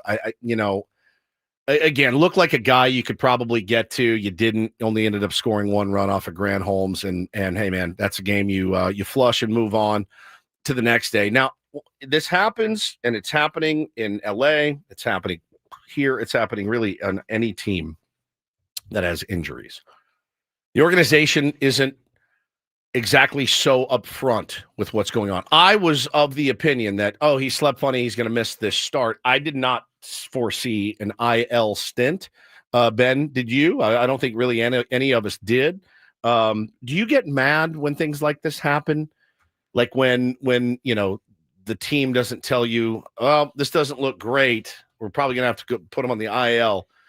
Do you feel deceived? Because I saw a lot of people upset with the way the Padres handle their injuries. As well. I see it a lot. And I guess I don't worry about it anymore like I used to, probably just because, we've been around this so long that you look at it and go, yeah, why is anyone acting surprised right now? Yeah, I don't want to tell you how to fan, but I do think the people who get upset about that need to chill just a little bit, because it's chill.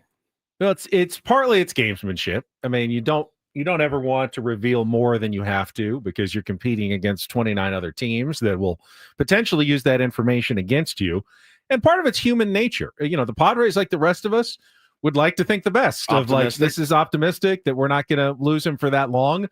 Clearly, it's a more serious issue with Michael King. They don't even know exactly what it was, or still is. According to Mike Schilt yesterday, doctors still trying to figure it out. It's not in a normal spot where pitchers get hurt. It's not an elbow. It's not a forearm. It's just scapula. It's kind of behind the shoulder. It's important, but it's not something that you generally see like, oh, this is overuse or it ripped on a weird pitch. That it's not that. So they're just trying to figure out exactly what it is that Michael King is dealing with. And hopefully there's not a huge bad track record. Oh yeah, pitchers, as soon as you feel that you're scapula goes. No one really knows what this one is, which is both concerning, but also, it just may be nothing. It just may be as we all do. And time to time, something got tweaked, and it's. Are you a side sleeper? I am usually a side sleeper. I'm a side sleeper too. I flip back and my forth. arm falls asleep under me, and then I wake up, and it's like you get the tinglies, and I go to the other side.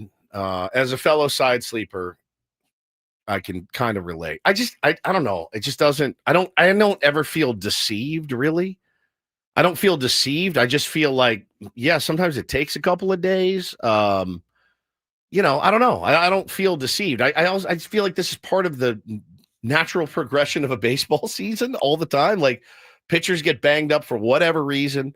And I don't know. It doesn't get me. It doesn't get me all fired just always up. Assumes it's probably a little bit worse than they're telling you. I mean, and if it isn't, then be pleasantly surprised that it turned out to be absolutely nothing. Yeah. But, Darvish, King, any pitchers in any organization, it's almost always a little worse. They also tend to be a little more cautious. They're always optimistic at the beginning, but when push comes to shove, and it's like, do we bring him back and risk it making worse, or do we wait a little bit and make sure he's okay? They usually, unless it's the playoffs, they opt for the latter. Let's err on the side of caution. So Michael King is now down. They definitely have some pitching depth issues to worry about, but they did bounce back on Sunday, Woods, and get one more win and take the series over the Braves. And once again, Manny Machado coming through with another home run, 2 for 4, his 5th of the season before he got number 6 yesterday. And man, it came against a tough customer in Spencer Schwellenbach. My God. Manny ties it, and then Gavin ties it with the 2-run home run. Jake then hits the go-ahead home run, and Manny with a little opposite field insurance late in the game. Phenomenal. That's a game I thought there's no way we win this. Listen to the first half, and Jesse and Tony were talking about just how nasty Schwellenbach looked, and actually talked to Crony about it yesterday. And I said, man, when I watched you put that 10-pitch AB together, really, really good AB, ended up striking out. And I said, man, I just felt like you were locked in. He goes, yeah, I was seeing it pretty good. Definitely wanted another shot at him because I saw everything he had. And, it's just, that's baseball, man. Like, I lost this battle, but I can ultimately win the war. And he did. And it was a pretty sweet moment for Crony. Definitely needed that. And of course, Manny just staying at a torrid pace right now. Clutch homers, late inning homers, exactly what you're looking for from him. Dylan Cease was okay. I mean, 5 innings, 6 hits, 3 runs, 8 strikeouts. I mean, the slider is definitely sliding and snapping, but wasn't his best start of the last month, but it did enough as the Padres got the win. Now, would they have won without another key mistake by an opponent? The Austin Riley error that put I think it was Arise, put him on eventually ahead of the Gavin Sheets tying 2-run home run. They don't get to Sheets. That inning ends if Austin Riley doesn't commit the error on that play. Yeah, you got to take advantage of mistakes. I mean, teams make mistakes. The teams that can really make some hay are the teams that can take advantage of them. The Padres have been really good at capitalizing on that. Now, not so good in other areas, right?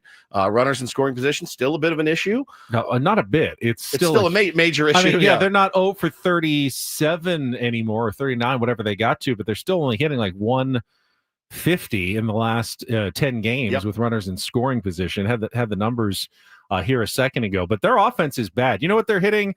They're hitting in their losses in the last 10 games, 198. You know what they're hitting in their wins? Their 3 wins? 198. It's no different. They're just, getting better pitching and taking advantage of a couple of mistakes by the opponents. Otherwise, the offense has been consistently abysmal for now, an extended stretch. And they need to get out of that, make some hay on this homestand against the Marlins and Pirates, and then get ready for a tough divisional stretch. Giants, Dodgers, Diamondbacks, all those teams are coming up in the next few weeks. You do not want to be in this slump when you're playing divisional opponents, or you will bury yourself in June. Bury yourself. They have a few days to get out of it, but they need to get out of it soon because they're not going to win a bunch of games against the Dodgers and the Diamondbacks if they're scoring 2 or 3 runs. They just won't. Starts at the top, man. It starts at the top. Nando's got to get it sorted, whatever it is right now that is making him look so lost up there. Hit a couple balls hard in Atlanta, but nothing really to show for it. Padres are batting .074 with runners in scoring position over the past 10 games. 5 for 68. I love that. Ouch. All right, but they did get 3 wins out of their last 4 games, so everything's okay for the moment. We'll talk about tonight's game. We'll have Jesse Agler joining us, all coming up in the next hour of Ben and Woods here on The Fan.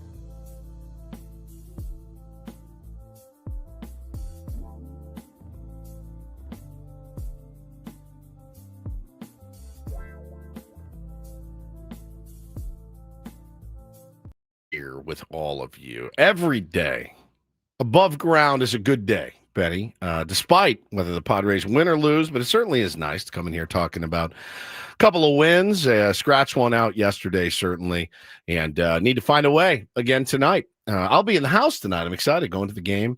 I'm sitting in with our beloved friend Patrick in his amazing seats.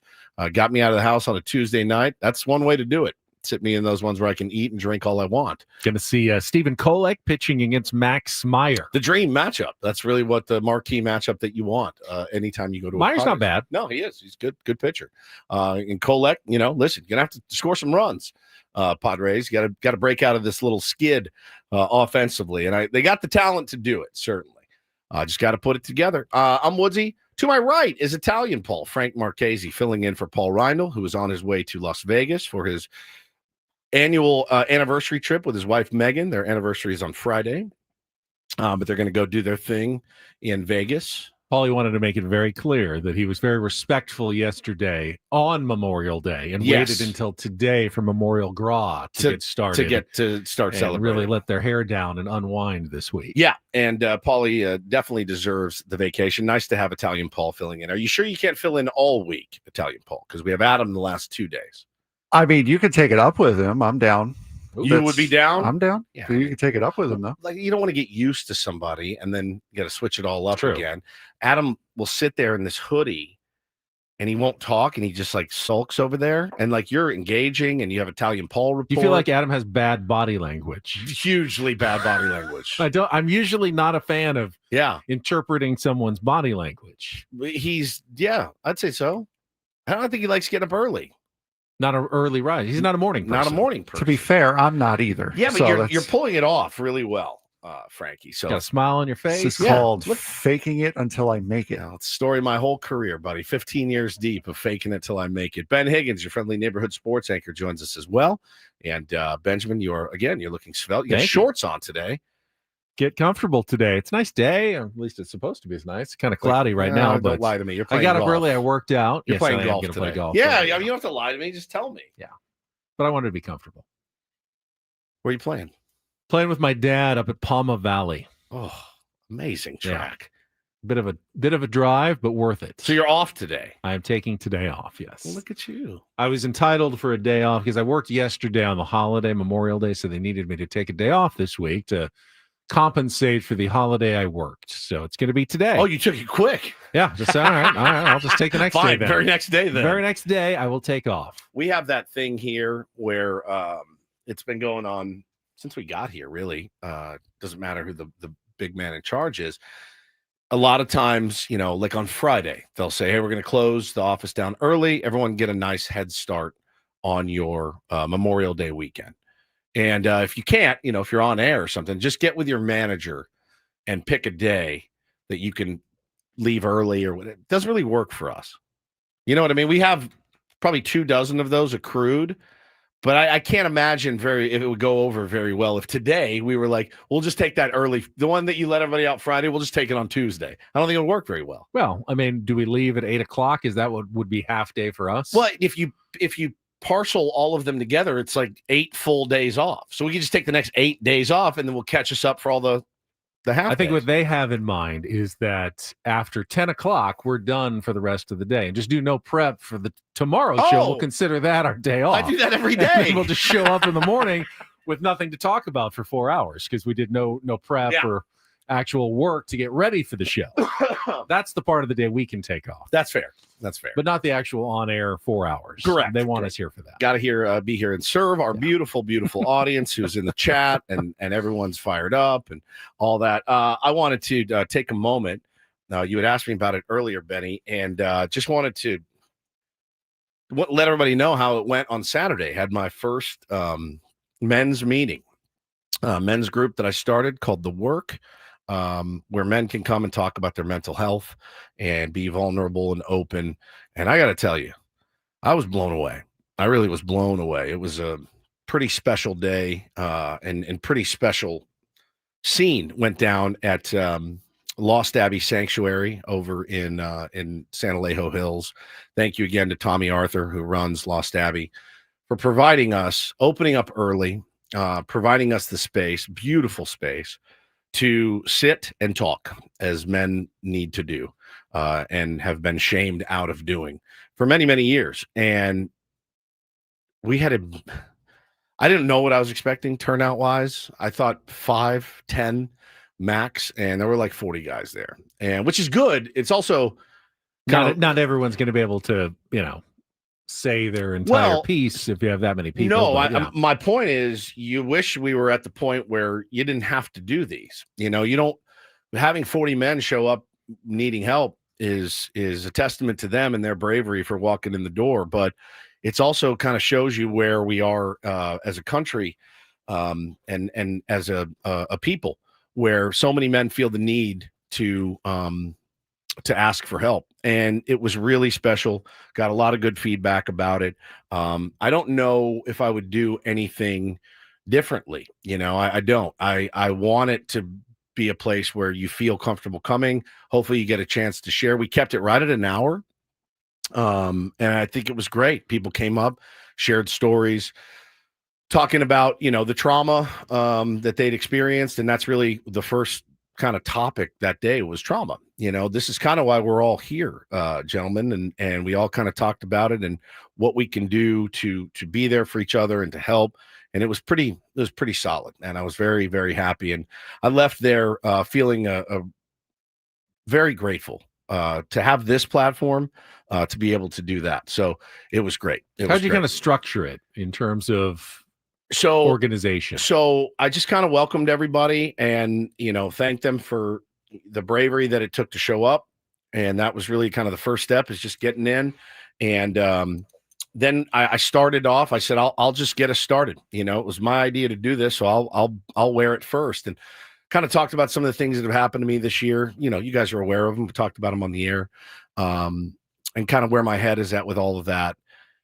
And then I opened it up after that. I kept it about 5 minutes, and then the next guy came up and he shared, and then the next guy came up, and I think everybody found it gets a little bit easier the more you do it. But everyone came right up to the front and stood in front of the crowd and told their stories. And brave.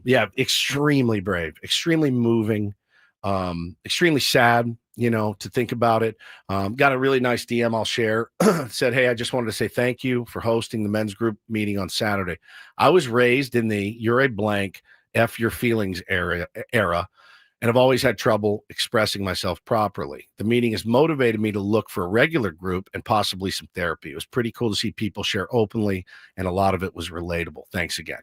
And I said, "My pleasure." The coolest moment was a guy walked in, and he walked up to me after. He goes, "Hey man, I don't even know who you are. I don't listen to your show. I saw this on Twitter and I need help." And so I showed up and I went, "Oh my God, that's great." I mean, the power of spreading the word. So it was really cool. It was really cool. Had some familiar faces, had some people I'd never met before. And I was very pleased. And, it's inspired me to, get started on the next one. So I loved the format. I loved the setup. I don't think it dragged on too long. I think an hour was perfect. And I was just really proud of all the guys that came in there, and some really moving stories, and some stories that you hear and you go, how are you here? How are you here right now with what has happened to you over the last 2-3 years? I won't share, any stories in particular. It's we want to keep it anonymous, if you will, but I'm just very proud of the guys that came in. It was really special. I also think that the name is brilliant. Thank you. I mean, the work, you get it, Frank, is to be mentally healthy. You got to do the work. And this is the work that is being put in by being open and talk about your feelings and the hard stuff. And so I'm really impressed with this guy, Woods, for setting this up and sharing and being vulnerable with everybody. No, absolutely. And you should be. It's a fantastic thing. And that's something that, as you said, a lot of men don't have that outlet in order to be able to talk about that stuff. I mean, I went through my stuff, which brought me back here. And I had some people to talk to, but I wish I was in a situation that was a little bit more relatable. And yeah, it's really awesome. It was cool that you started that this week. It was cool. And I have a lot on my plate, I always do, but I thought, man, I will definitely be able to carve out an hour or two once a month, and who knows, man, maybe it'll grow to once a week, maybe it'll grow to twice a month. I don't know, but for now I'm going to keep it where it is. I've got the online community. I've tweeted out the link at the Stephen Woods this morning to the Discord where you can go join. People are sharing stuff in there. It's cool. It's cool. I'm very fortunate to be here, but I'm very fortunate again for this platform to be able to do it. And to get the word out, and power of local radio, man. I've always said there's nothing stronger than the power of local radio. And just the guys that came, I'm so impressed by you guys. Incredible. Well done, everybody.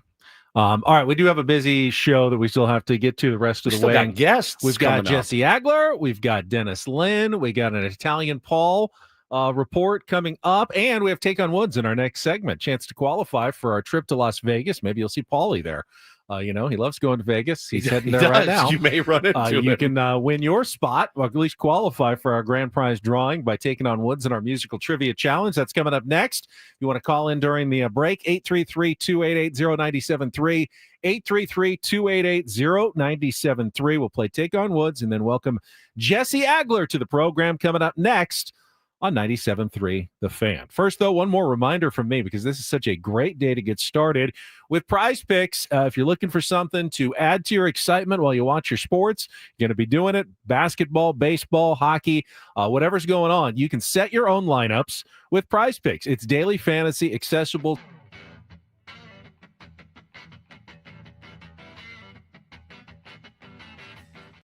The more you play, the more you can win. Meaning, you go for a 6-player lineup and you go with stats like home runs, something a little riskier, you can win a lot. Or you can go with a flex play. Hey, set a 4-person lineup and you just win 3 of them. You can still win money that way. It really is the way you want to play it. Like they say, run your game with Prize Picks. And when you sign up now, make sure you use our code KWFN. You're going to get $50 instantly when you play your first $5 lineup. $50 instantly when you play your first $5 lineup by using the code KWFN at sign up. It's really easy. You can put in and take out money with Venmo, Apple Pay, MasterCard. It's very quick. I've taken money out. I get it in my account in about 15 minutes. No problem whatsoever. Don't wait. Sign up today. Let's play a little Prize Picks together. It's Prize Picks. Run your game. Must be present in certain states. Visit prizepicks.com for details.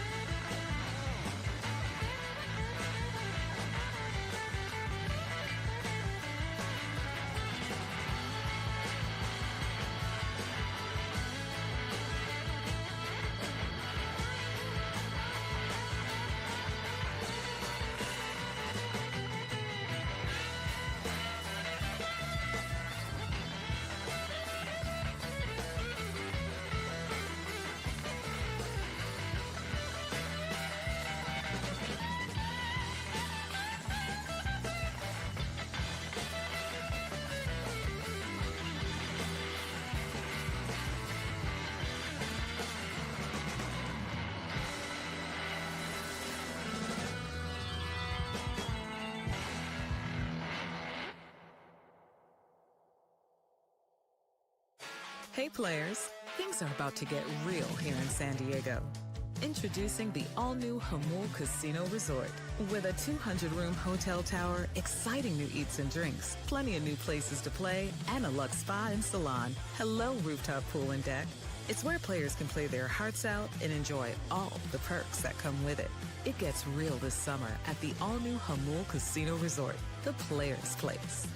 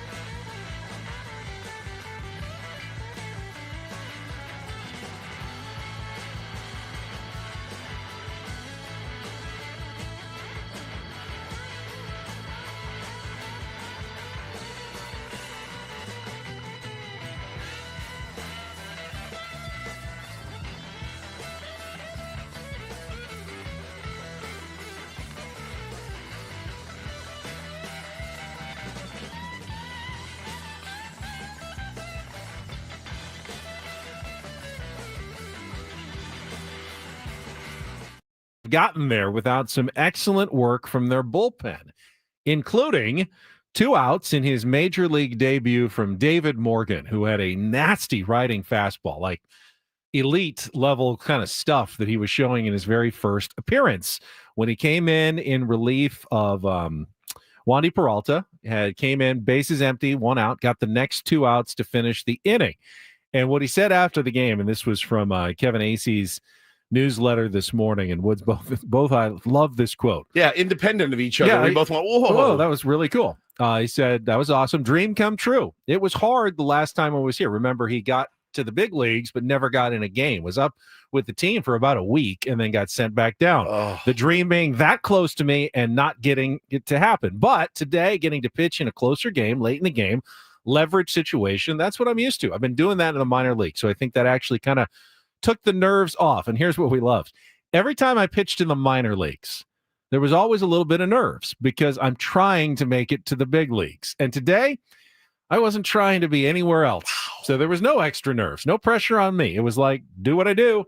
And just, I'm here for a reason. Wow. That's about as glass half full as you can get. I would have gone the complete other way. If I come up here and soil myself, I'm back to El Paso. He may be back to El Paso anyway, just based on the fact that, you know, they have to do some manipulation of the pitching staff, Ben. But I sure like what I saw, and I really liked what I heard from David Morgan last night.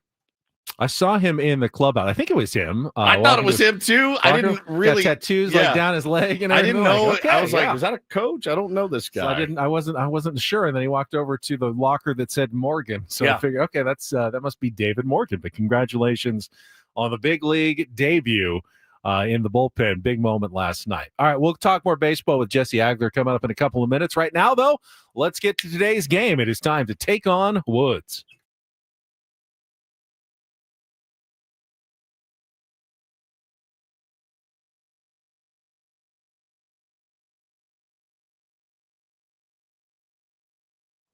Oh, we got Patrick as our contestant today for Take on Woods. Hello, Patrick. How are you? Hey, good morning. Good morning. All right. Take on Woods is brought to you by Bay Alarm, security and fire alarms for every business. We got you. And Patrick, what we got for you is a chance to qualify for our grand prize, a trip to see Bruno Mars in Las Vegas, 2 tickets to a show at Dolby Live at the Park MGM on September 3rd, a 2-night stay at the Park MGM, and a $100 gift card. Tickets for the show on sale now at Ticketmaster.com. All right, you get to pick our category. Here are your choices today. Woods has left the studio. Luck O' the Irish, still sitting there. 5 song titles are artist, all with an O apostrophe in the name. When Is Now, it's all 2-second songs with the song title beginning with the word when.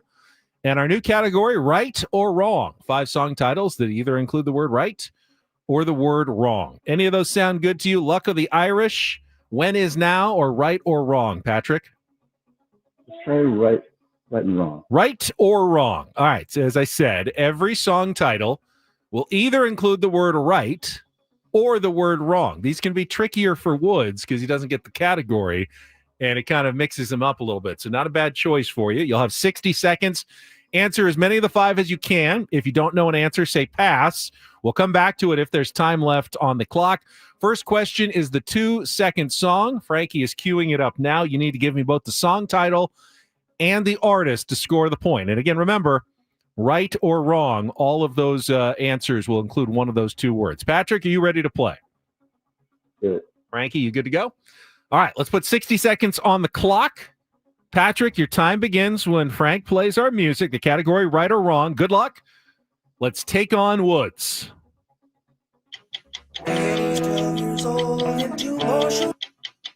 Sublime Right Way. Correct. Billy Wrong Joel way. sings, you got it. Billy Joel sings I May Be Crazy, right after the title line of which opening track from his 1980 album, Glass. Maybe right. Correct. The Spin Doctors had a pair of major hits in 1990, 2 Princes, and which other song about being very happy to be finished with a demanding relationship?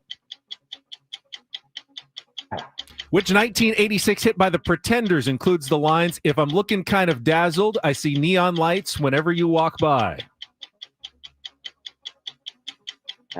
Nelly Furtado hit number 1 on the charts in early 2007 with which song she says was inspired by the Eurythmics, Here Comes the Rain Again?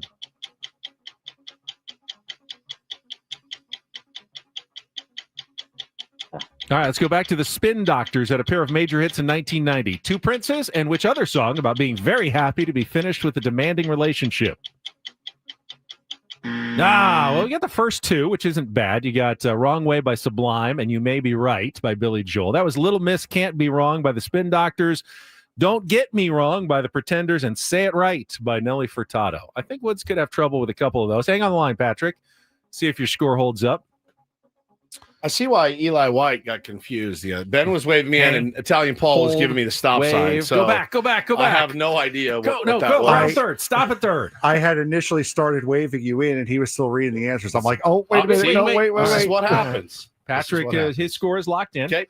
No category for Woods. Let's put 60 seconds back on the clock.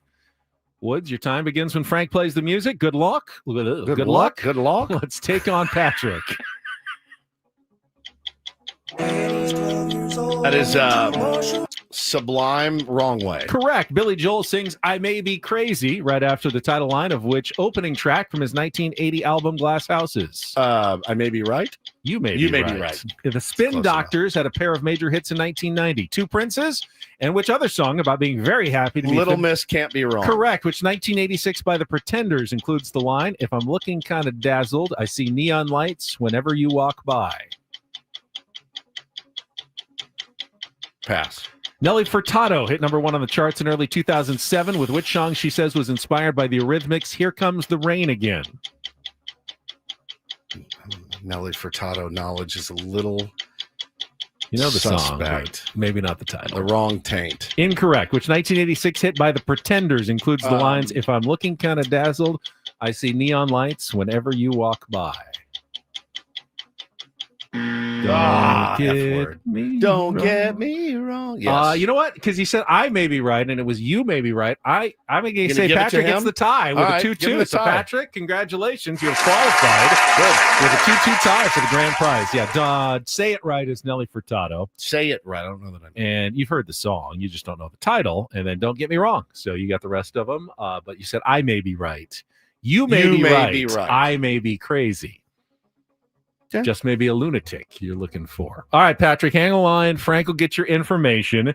We will take a timeout, and I want to make sure we have plenty of time for Jesse Agler, who is back on TV again for this series, filling in for Don Orsillo, but has plenty of stories, I'm sure, from the Padres road trip, winning 3 out of 4 in their last 4 games. We will talk with the voice of the San Diego Padres, Jesse Agler, when we return with more Ben Woods on San Diego's #1 sports station, 97.3. The Fan. First, though, Frankie, do you have the disclaimer for us? Well, we can play it later. That's fine. Woods and I are going to tell you about 7 Mile Casino. It's our place to play cards. You got it? You good? All right. Gambling problem? Call 1-800-GAMBLER. GG 000-466. For a full list of games and rules, played at 7 Mile Casino. Visit 7milecasino.com. Tranquilo. You're rushing. I wasn't sure if he was ready. I didn't want him to sit there or not, but okay. Hey, he's doing a good job filling in for Paulie this morning. 7 Mile Casino is our place to play cards. It's San Diego's best, closest, most upscale card room, and it is so easy to get to right down the 5 freeway in Chula Vista. Yes, sir. You got the home team is home right now. Great place to go pregame, postgame, to watch the game, play some cards while you're there. Little California-style blackjack. Never does you wrong. Always a fun time. They got Texas Hold'em. They got Pai Gow Poker as well, and Baccarat for the fancy guy like Benjamin. Really, really fun place. Clean, great environment, smoke-free as well, but the proximity just makes it. Yeah, 24/7 players menu, in fact, is one of the few places you can get a great meal any time of the day. If you are one of those players and they love catering to their high-limit players, 35% off at the table if you order a meal from Sammy's at 7 Mile. Absolutely fantastic. Check it out today. It's 7 Mile Casino, just 7 minutes from downtown.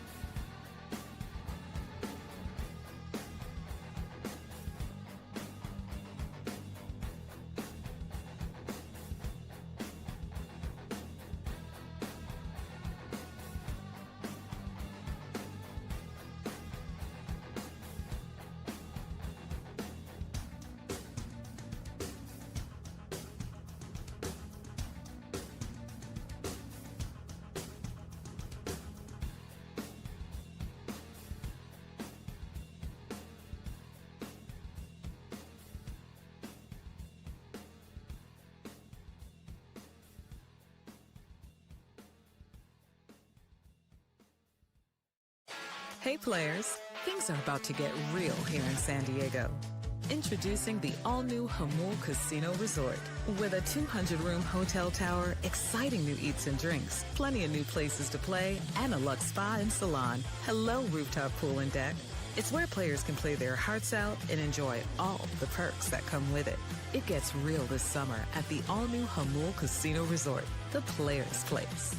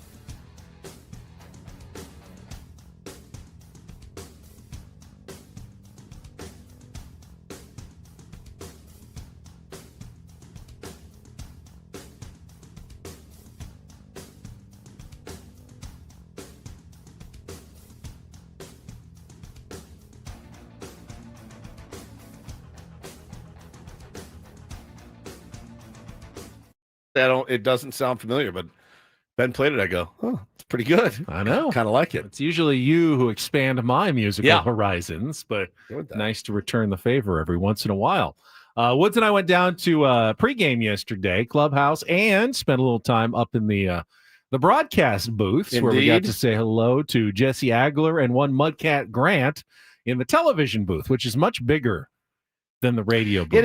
It is. I understand why. There's more cameras and equipment that's necessary, but I always wonder if there's any jealousy involved from the radio side to the TV side. We can ask Jesse all about it. Isn't there always? He's standing by. He will join us right after a check of traffic here on 97.3 The Fan.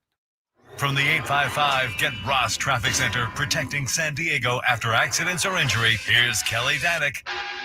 Traffic is brought to you by the Grilling Store at Hillcrest Ace Hardware at 10th and University. Not too bad of a ride on our freeways. Crash has cleared on northbound 5 before the 163, and an accident has cleared north 805 near Imperial. Traffic brought to you by the Grilling Store at Hillcrest Ace Hardware. Purchase a grill this week, and your first cookout is free with 12 burgers and 12 franks, courtesy of Omaha Steaks. That's the Grilling Store at Hillcrest Ace Hardware at 10th and University. And Kelly Danick with Ben and Wood, San Diego's #1 sports station, 97.3 The Fan.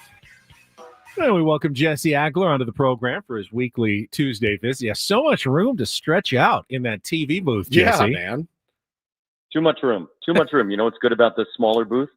Less space for random people to come and hang out. I'm not talking about you guys. Fair. I'm just saying generally. Just generally. The bigger the booth, the more people feel like they can just come in and hang out. So I actually love our booth at Petco. It's, I think, the best radio booth in all of Major League Baseball. Tony and I are very at home there. The only complaint we have, and I don't even know if it's a complaint, it's just, the only thing we would change, like if we got to go back in time, to when they were building the place before 2004, is that about 75% of the radio booth is Dave's area. The tower where he lords over us. So we'd like to push that back a couple of feet, maybe, so we could have a little bit more of our own space. But generally, it's as good as it gets. We love it. He really does. He has that giant pulpit. Like he's way above you guys, like a gargoyle. perched above you looking No offense, down. Dave. No offense, Dave. You're a wonderful, wonderful guy, and you do a great job. But He has way too much space. He does. He doesn't need it. He doesn't need all that space. I agree with you fully. Now, Jesse makes the joke. More room for people to come in and say hello. I still come in and say hello in the radio booth, which is like being in a broom closet. So I'm going to come in anywhere you are. I'm always going to come up and say hello, whether you like it or not. You're always welcome. Thank you. You're always welcome. I love our like 2 or 3 pregame. minutes. I love our pregame chat. And I heard you mention during the broadcast, but there was no video. A foul ball went into the radio booth while you weren't in it yesterday. I didn't hear. I wanted a story. Like, did Scan catch it? Did Tony catch it? Did it bang between them? What happened? I couldn't tell. It's kind of blocked by the wall. I saw it go in there, and I didn't see either one of them after the game. So I'll follow up today and get. Frankie says it went between them, right between the two of them. No one caught it. There you So go. how many times do you guys per year get a foul ball in the booth? Oh, less than one. I think. Really?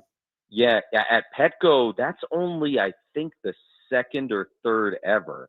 Probably the third ever, and the second ever I think was last year. And prior to that, I don't think it had happened since like the first or second year of the ballpark. So that's kind of a thing. On the road, I think it's happened twice in my time. Randomly, we got one against the White Sox a couple of years ago in Chicago. Coincidentally, Dylan Cease was pitching for the White Sox, and we got a foul ball. Booty Sullivan fouled it back into the booth, almost took my head off. And then earlier this year, where were we?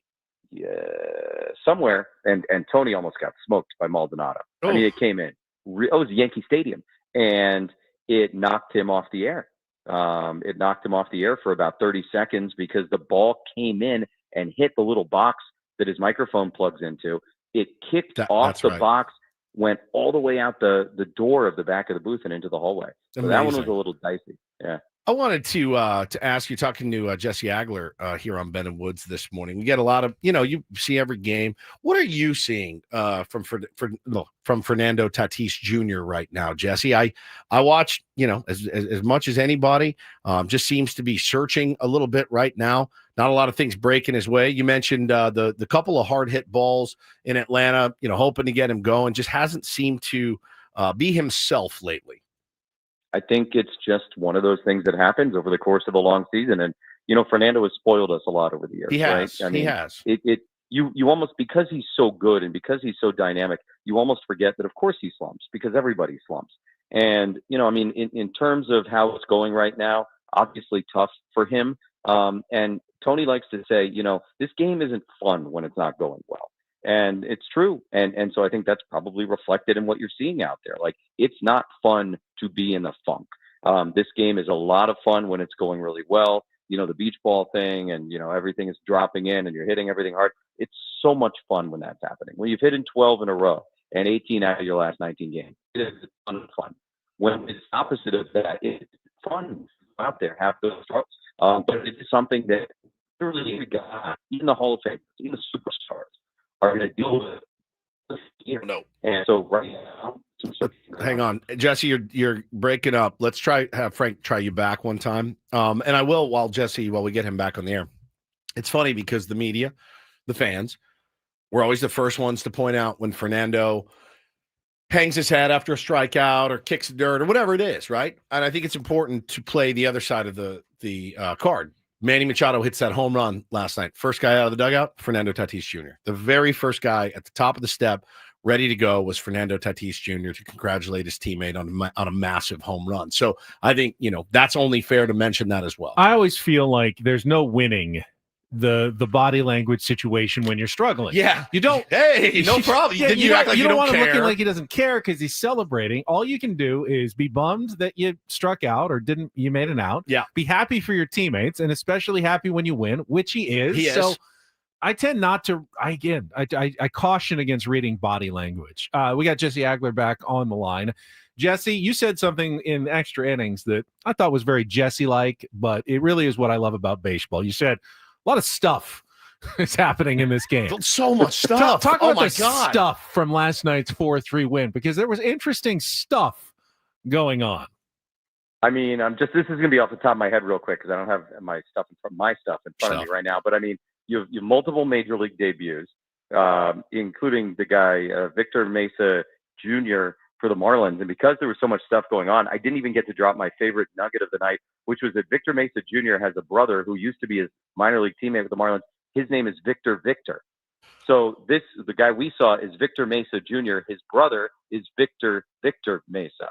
But I mean, that was one thing. Obviously, David Morgan comes in, gets to make his major league debut, gets to pitch against a guy who went to the same, junior college he did. Yep. Up in Orange County, Wagaman. So you have the multiple major league debuts. You've got Graham Pauley coming in as technically a center fielder, playing outfield, quote unquote, for the first time in his career, but actually being an infielder because Clayton McCullough tried to do the chorus line thing out there to cut down the ground ball. You had all kinds of like big managerial decisions about pinch hitting and intentional walks. The Marlins used their entire bench. That might be the first time all year we have seen any team, Padres or their opponents, use all of their available bench players in the game. We just don't see it very often in the DH days. We used to, of course, all the time when you didn't have the designated hitter in the National League.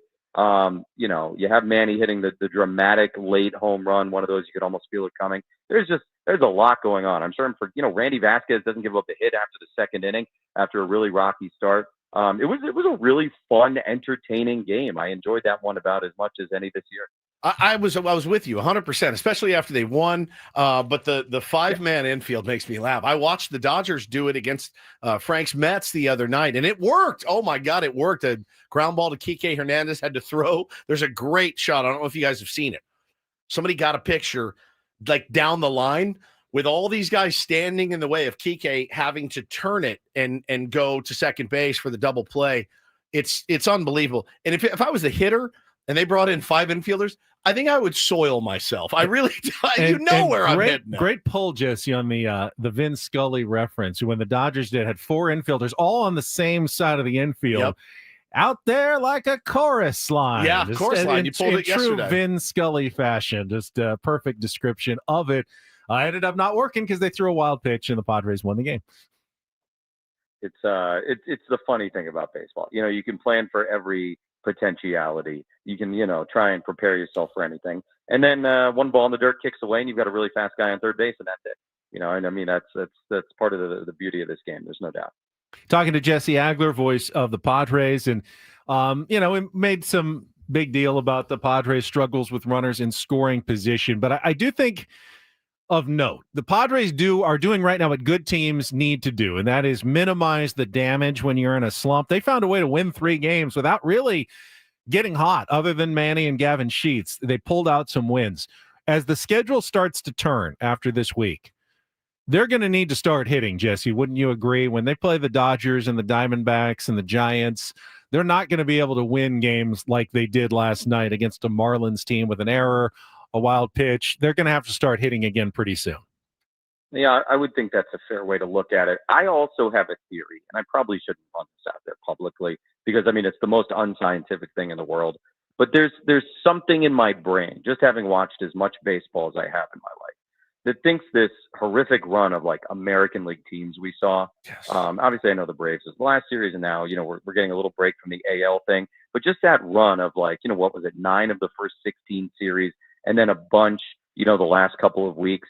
I don't know. There's something there for me, very unscientific again, where it's not the same. Yep. And I think when we start to see finally the Dodgers and the Giants and the Diamondbacks, I do feel like things are going to feel a little bit more normal. It's going to feel more familiar, and guys are going to click back into place. Now, I don't know if that'll happen. I hope it does, obviously. But again, somewhere in the back of my mind, and I like to be scientific. I like to run reasonable things out there, and I get that this is very unreasonable. But like, I do think there's something about the way they've been playing and the teams they've been playing. It's felt weird. It's felt, I don't know. It's just, it's different when you're playing the Giants. It's different when you're playing the Dodgers. It's different when you're playing the Diamondbacks. And so, we'll see, because you're right. You'd love to have a nice homestand here against the Marlins and the Pirates. You're getting Sandy on Wednesday, but he's not been himself. I think Skeens is not scheduled again to throw in this series. I believe he's supposed to go tomorrow for them. So, like, yeah, you want to, try and get that here. Although the Marlins are scrappy, man. I tell you what. They are, man. And then, things get a little bit more serious again with that run of schedule. And you're right. I mean, it would certainly be a best case scenario if everything kind of synced up. You mentioned the National League versus American League stat. Here's the updated numbers. Padres are 10-17 against American League opponents, 20-5 against National League opponents. And here's the one, if you nugget you want to use. There's only 2 American League teams who have lost fewer games against National League teams. The Blue Jays are 8-4 and the Red Sox are 6-4 against National League teams. Every other American League team has lost 5 or more games against National League teams. More than the Padres have. It's weird. It's just weird. I don't know. Like, again, very unscientific, and I almost feel a little silly running it out there. But it's just, I don't know. And I don't want to say they're not getting up for it, because I don't think that's accurate. And I don't think that's fair to them. But it's just with all of them kind of bunched in the way they have been. I don't know, the lack of familiarity, all that kind of thing. Like, again, there's something in my brain that says this is part of what's been going on here. Yeah, I mean, I think, there's player movement. So some of those American League pitchers they have seen, but probably fewer of them. They're less familiar with them, less at bats. And I'm sure some teams do better the more looks they get against guys. It does make a difference at times. I mean, there's something there, I think, Jesse, for sure. Yeah, we'll see, I guess, when the page turns here. Well, you like to quantify things, and I think we all do. And baseball is all about quantifying things. But there's certain things in baseball you can't quantify. And I think Randy Vasquez is a really good example of that. You can go dig into his underlying numbers and say, well, this is a balloon, it's going to pop, and the tea kettle is going to boil over at some point. It very well may. But you cannot quantify the guy's want to, his will, any of that stuff to go out and make sure he stays in the game, and more importantly, keep the San Diego Padres in a baseball game, which is exactly what he did last night. The other part of it is that, the thing you can't quantify is the guy is going to, learn new things every time he goes out there, and he's going to apply those lessons. And, look at Ryan Weathers last night. We've seen Ryan Weathers pitch a bunch. We ain't never seen him look like that before. And it's a really, really good reminder that just because somebody is something one day or 1 year doesn't mean that they're going to be that thing forever, particularly young guys. And Randy Vasquez is still a young guy, and you have seen absolute progress this year from Randy Vasquez. No question. And as I like to say, it's not always going to be a straight line. There's a reason we play chutes and ladders as a kid. There will be times when he falls backwards and all that thing, but there is no doubt, if you're watching his starts, there is very significant progress being made. And as far as I'm concerned, like, that's all you can ask for. When you're talking about a Randy Vasquez, when you're talking about a Stephen Kolek, who's going tonight, I mean, that's what you want to see. You want to see guys who get better. Same, obviously, on the position player side. And, that's not something you can quantify necessarily numerically, because, those lessons are kind of being applied on the fly. But, I mean, I couldn't be more impressed by what I saw out of Randy Vasquez yesterday. I've been saying to you guys since spring training, I'm a Randy Vasquez believer. And it was a rough start yesterday. It was an kind of start yesterday. And in my head, in the second inning, I'm thinking to myself, all right, how are you going to piece this together bullpen-wise tonight if he can't get out of the third? And next thing you know, you look up, he's pitching in the seventh inning, and he hadn't a lot of hits since the second. Just an awesome performance by that guy yesterday. Credit to him and the bullpen for giving them the opportunity to do what they did, come back and win that game. Exact same thing with, Luis Camposano. The numbers, again, Schilt brought it up with us last year. Like, yeah, did you see our record with Campy in the lineup? I'm like, it was like 43-19 or something. He's 5-0 right now this year. So I know he's not hitting. I'm running him out there again tonight because, well, we don't lose ball games, and it makes no sense whatsoever. It's not like he's contributing greatly to the success of the team. But I don't know, man. It's baseball's a weird sport as we continue to realize more and more each time. And Jesse, I love the idea, and I never thought of this, of chutes and ladders as a metaphor for life. Yes. The setbacks, the unexpected triumphs. You remember how excited the fall down. Remember how excited when you hit that early big giant ladder that took you to the top, and the utter devastation when you were near the end and you hit the long slide that took you back to the beginning? That's life. Yeah. That's baseball. That's life. That's how baseball. That's how it works. I run it out there all the time. It's true. Like, that's what you're learning as a kid. You don't realize you're learning it when you're playing that game, but that's it. And that's how this thing works. And every time you take a step forward, it's very easy to think, oh, cool, I'm always going to continue in that direction. It's just not how it works. It's not how it works, and certainly not in baseball. Jesse, appreciate it. Thank you, brother. Thank you very much. Have a good broadcast. Television again today with Mud this evening, 6:40 start. You guys have a great rest of your day. We will. Thank Thanks, you. Jesse. Jesse Agler. He'll be back incorporating in a couple of weeks when he's off of his television schedule, but I appreciate him joining us still on Tuesdays as he always does. And our Monday guest, Dennis Lynn from The Athletic, since we missed him yesterday, he's going to join us in our 9:30 segment coming up in our next hour, which means we're going to advance the Italian Paul reports.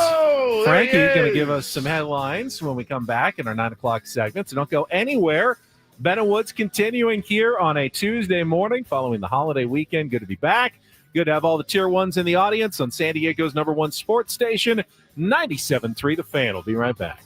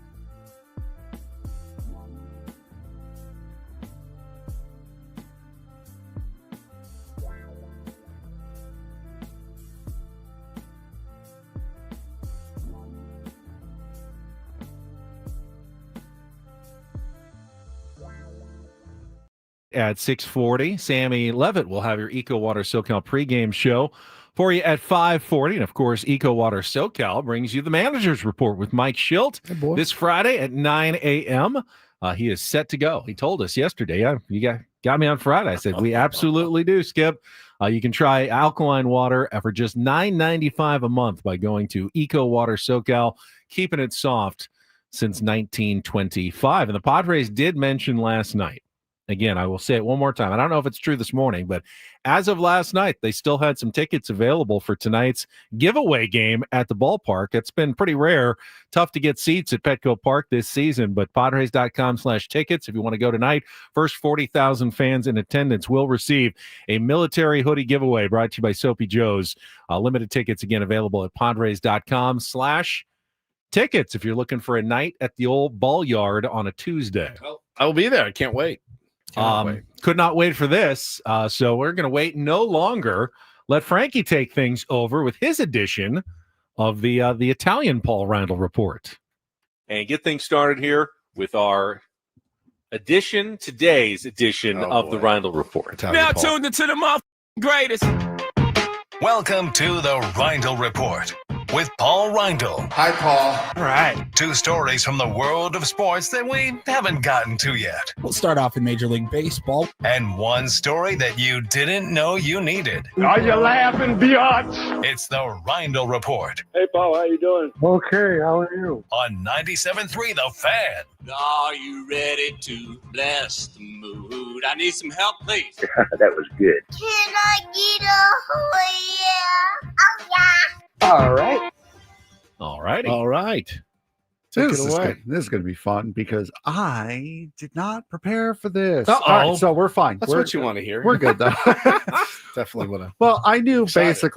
basically what you guys wanted to hear, and every time I tend to be on this show when there's a big racing event going on, and there was plenty of those this weekend. It's uncanny. Frankie is our racing guy here on 97.3 The Fan. There's no doubt he is by far the most knowledgeable when it comes to motorsports of any employee at this station. But it's uncanny that he's absolutely right. Every time he's in, it's because there's always some big race.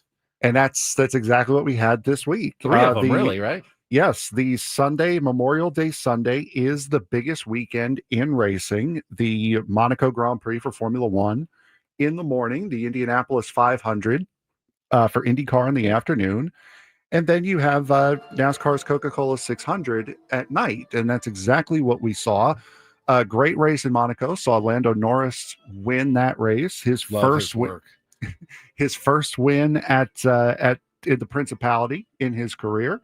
Then you saw Alex Palou become the first Spaniard to ever win the Indianapolis 500 this on Sunday afternoon. And then a great, fantastic NASCAR race, the Coke 600 at Charlotte Motor Speedway.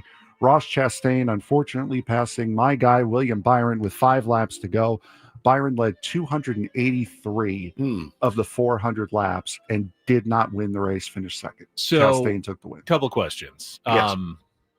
Indy 500 has lost a bit of its luster in recent years, correct? A little bit, not much. Fox did it no favors this year because Fox's sports broadcasting is just taking a nosedive. But yeah. What's your thoughts on the traditional Indy 500 celebration of milk? It's repugnant. That's what I thought you'd Absolutely you'd say. repugnant. After I win a race, give me Pepsi. Anything other than a big glass of cold Is there milk.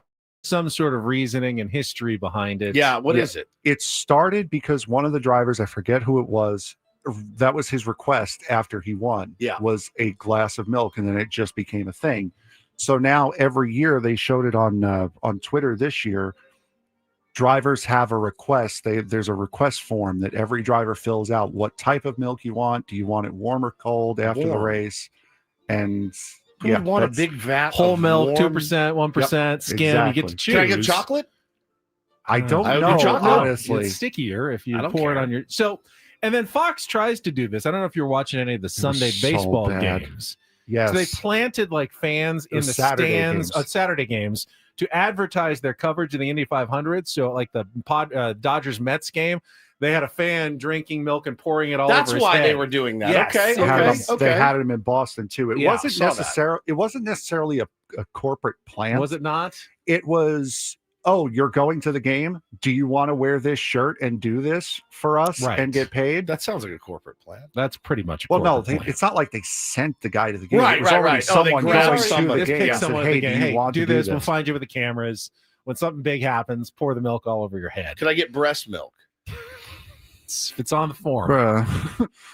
Heavy cream, camel milk, kangaroo milk. No, goat I think milk? I think it was whole 2% and skim. I think were the three. No chocolate. Or maybe nipples, Greg. Maybe buttermilk might strawberry have been the third quick. One. Buttermilk might have been the third one. I think, Buttermilk. actually. Who on the planet is drinking a big glass of buttermilk? Like you sat in a hot car for hours. I mean, that's a tradition. I would man. I It's would just the pick way it apple is. juice, grape juice, not orange juice, water, Pepsi, Water. Coke, anything but Here's the celebratory water. Delicious. The eco water celebration. That's crazy. Dub J says, and I can't believe it too, man. 300,000 people. Yeah, no, it's insane. It becomes. I think it's like 1 in every 1,000 people in the United States is at the Indianapolis Motor Speedway for that race. It would be a good bit amongst your boys to be like, all right, bro, if you win, you have to get warm buttermilk. You have to. And you're like, no, all right, fine. I'll do it. I'll do it for the fellas. I'll do it for the group chat. And you win it. You're like, oh no. And then you just I would retch all over the stage. Hot, warm buttermilk. I'm convinced half of the guys don't even drink it. They just put it up to their lips And they just for let a it bit flow. and then just dump it because that's what it ends Who up tried to do happening the most. double? Didn't work out this year. Kyle Larson tried to do the double. He ended up crashing about halfway through Indy and then spun about a quarter of the way through the Coke 600 and then got wrecked maybe 50 laps later. So Only he Tony had himself Stewart's a bad ever day. pulled it off where he's finished both of them on the same day, I believe. He did both races. On the same day. Yeah, you got a helicopter to the airport, jet, helicopter to the race in Charlotte, and Jumps then hop in. right in the car and go. 1,100 miles, 2 completely different types Yeah. of cars, disciplines That's cool. of racing. That's in really one cool. day. It's like That was- Deion Sanders playing a football game in a baseball game. That was 2001. Yeah. Speaking of football, a lot of people are excited about the new college football game that's coming out, the new college football video game. They found their cover athletes apparently today. Alabama's Ryan Williams and Ohio State's Jeremiah Smith will be the cover athletes for EA Sports College Football 26. They've also announced that real life coaches have been licensed and they will be in the game this year. It is the second edition for EA Sports College Football. Me and my friends went crazy for it last year because it had been so long, 11, 12 years since the game had come out. But it's nice to see, even though it's EA Sports, it's nice to see progression in stuff like this. No doubt. No doubt. And now every player gets paid though for Yeah. using their likeness Yes. in the game now, unless I think like Arch Manning declined for some Correct. reason. He But makes like Yeah, 40 there are million some- a year anyway. There are some guys that opt out, and no, Arch was in the game. oh, he this was past that year. I thought he opted out. No, there are some guys that have opted out, but yeah, no, most of them are in the game. Does it have USC running from Notre Dame in the game like they're doing in real life? Probably. I mean, you probably make it seem that way. Yeah. Absolutely. All right. All right. So, okay, talk amongst yourselves as I. No, we're good. as I work this I'll give you a last- second because I wanted to bring this story up when Jesse was joining us, and I didn't have time at the end of the hour. So he talked about Victor Mesa, his brother, Victor, and Great Victor, name. who's on the Marlins. And it reminded me of one of my favorite stories when I used to cover the Chargers. Nicest guy, Malcolm Floyd, was one of their wide receivers. His name was spelled oddly, though, as Malcom, not the usual with the Malcolm. Malcolm. So his parents, when he was before he was born, when his mom was pregnant with him, he had an older brother, and his older brother was named Malcolm in the normal sense, Malcolm. And the parents, in order to kind of get the older brother kind of into it, said, "We're going to let you name your younger brother whatever you want," and he wanted him to name Malcolm as well. Aw. So they just changed the spelling. No So kidding. Malcolm Floyd's older brother is also named Malcolm, just spelled differently because he spelled it. His brother said, "I want him also named Malcolm." Malcolm So and they did. Malcolm. Malcolm and Malcolm. Malcolm and And Malcolm. Malcolm. Yeah. Malcolm. Yeah, Malcolm. I don't know the Victor, and Victor story, but that's an interesting one. Victor is awesome. What's the last name? Mesa. Victor Mesa. Victor Mesa. That's fantastic. All right. So this one I saw over the weekend. Tyrese Halliburton's dad, John, was allowed to attend Game 4 between the Indiana Pacers and the New York Knicks. Fortunately, he saw. Was it a? The Knicks game will be 3. He will be allowed to will get be allowed. tonight. Okay. Yes, he's back he will be tonight. allowed. He will be allowed to face tonight. I thought it was the 29th for whatever reason. Halliburton missed 8 games since the decision was made by the Pacers front office following a contest, an on-court confrontation with Giannis Antetokounmpo. Yes. Yeah, we had this in on Don't April Do This 29th. last month when he went on the floor after the game and taunted Giannis after the Bucks lost at the end of the series, and he's standing there on the court. Yeah, he's like Ryan Weathers' mom on Twitter. It's Dad exactly of the Tyrese same Halliburton, thing. and they said, "We can't have you coming to any more games if you're going to do that." Now they've apparently lifted the ban. Yes, I would have him sitting up, though not near the court. No, you want him down so you can watch him. Keep your eyes on him to make sure. I'll give him one more too chance. close to the players. He's not going to mess this up. He can't do anything bad if he's up in a suite or something. But he can't mess this up now. I wouldn't think so. You also got to think it's heightened emotions as well. It's playoffs. It's the Eastern Conference Finals. They just lost to my Knickerbockers, and now when Jalen Brunson drops 50 tonight, he might have something to say to somebody. I know the probably the powers that be in the NBA would love to see the Knicks, because an Oklahoma City, potentially Indiana finals is not exactly big markets. That's why you play the games. So make David Silver's hair fall right out. Adam Silver. Adam Silver. David Silver Stern. was on. David Silver was on 90210. Played the keyboard. Yeah, things have gone bad for him. David Faustine. Is that his name? No, that's Bud from Married with Children. Brian Austin Green. Yeah, what's his name? Adam Silver. He's the commissioner of Make his hair fall right out. NBA. He doesn't have any Already hair. bald. Adam Silver Klug.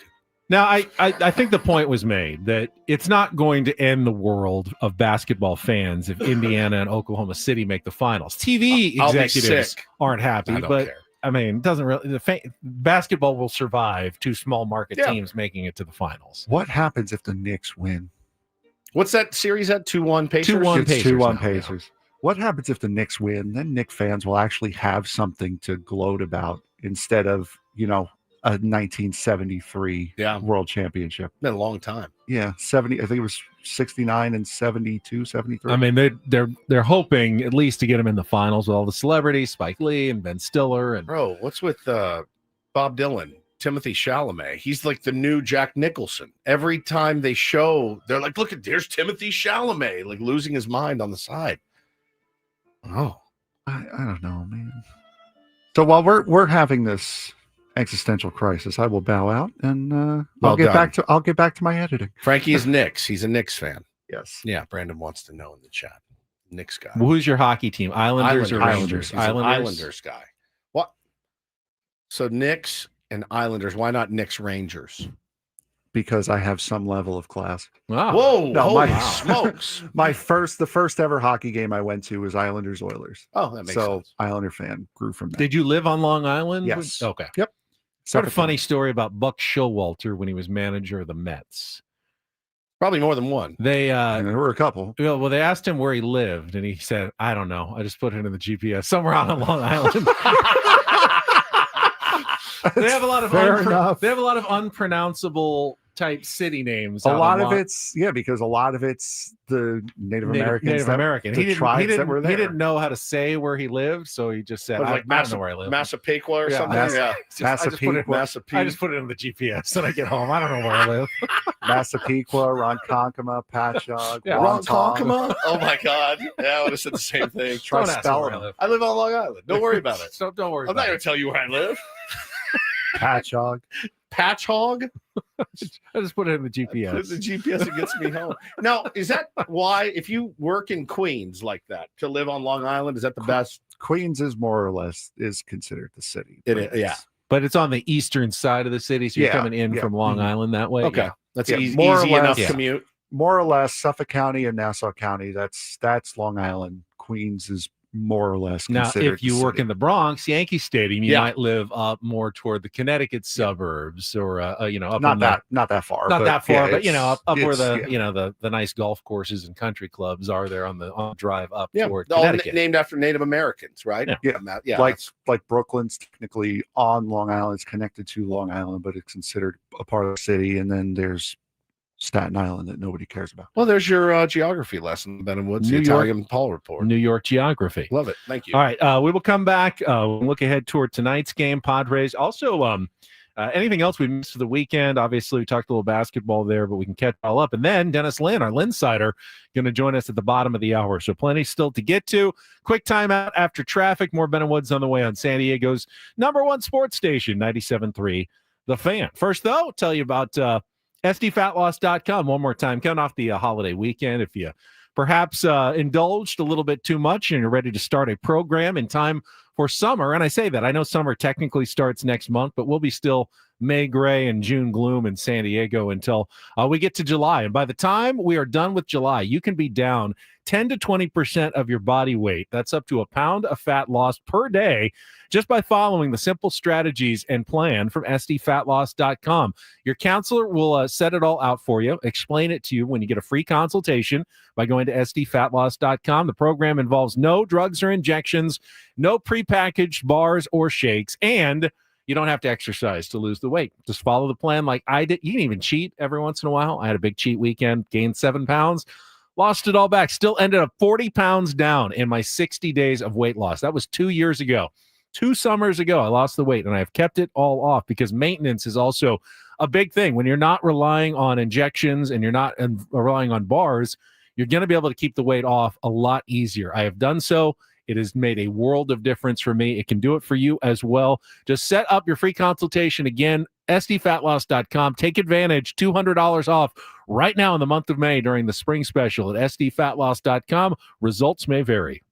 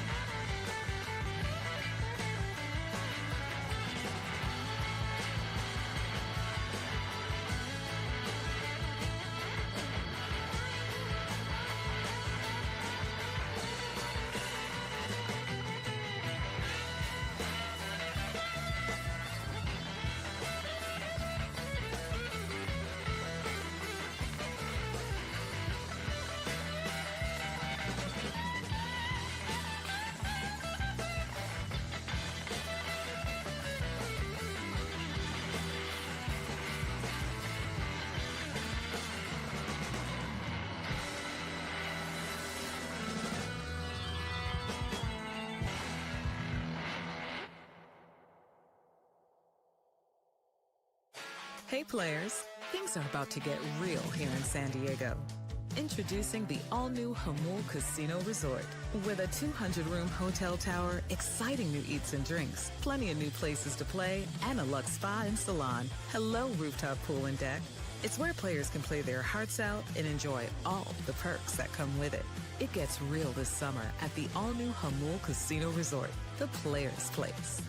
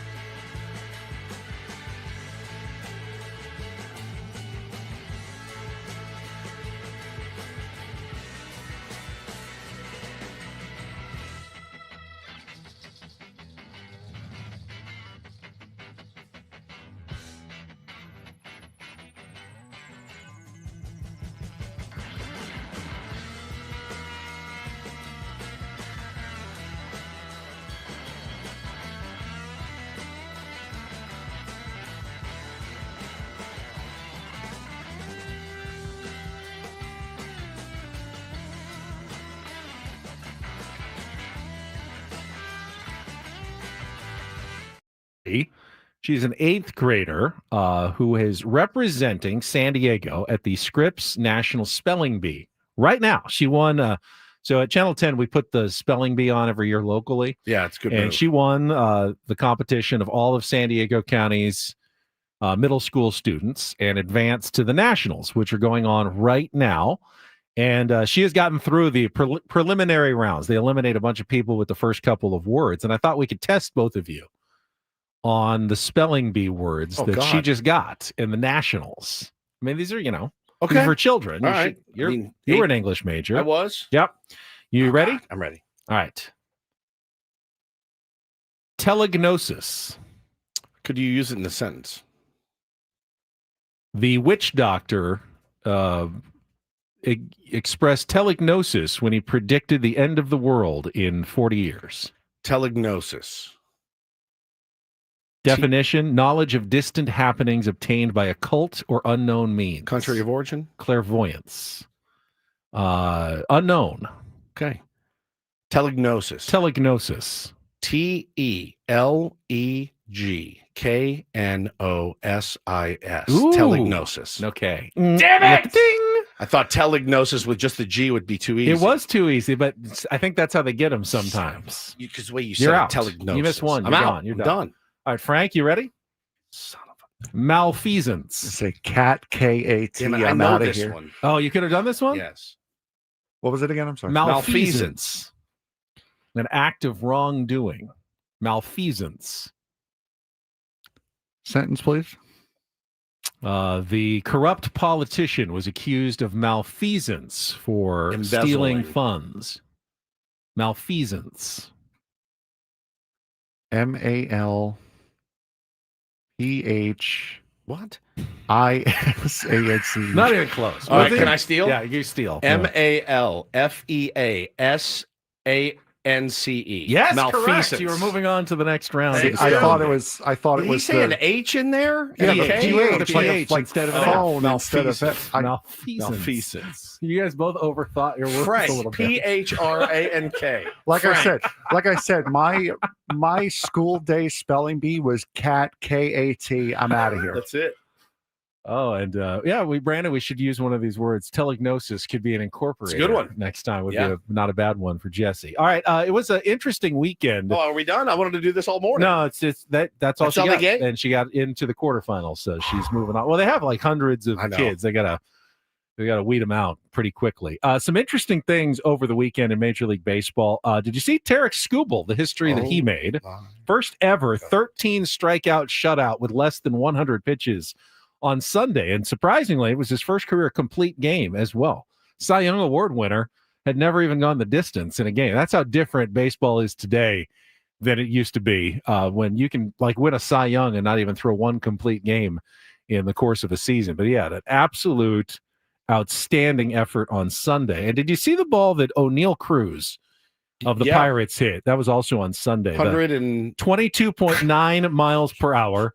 The fastest ever recorded in the StatCast era since they had this information available in 2015. I believe he beat himself. He beat Did his he own, not? He beat his own record. I think the next three after him are all Giancarlo Stanton. But he now has the two fastest balls ever hit. So you want to pitch off the bat, kids? Yeah. So you want to pitch and have that potentially rocketing back at you at some point. Some Shohei Ohtani news. He threw his first live pitching session for the Dodgers on Sunday. Fantastic. First one in almost 2 years. Also then led off the game that night with a home run and led off yesterday's game with another home run as the Dodgers beat the Guardians 7-2.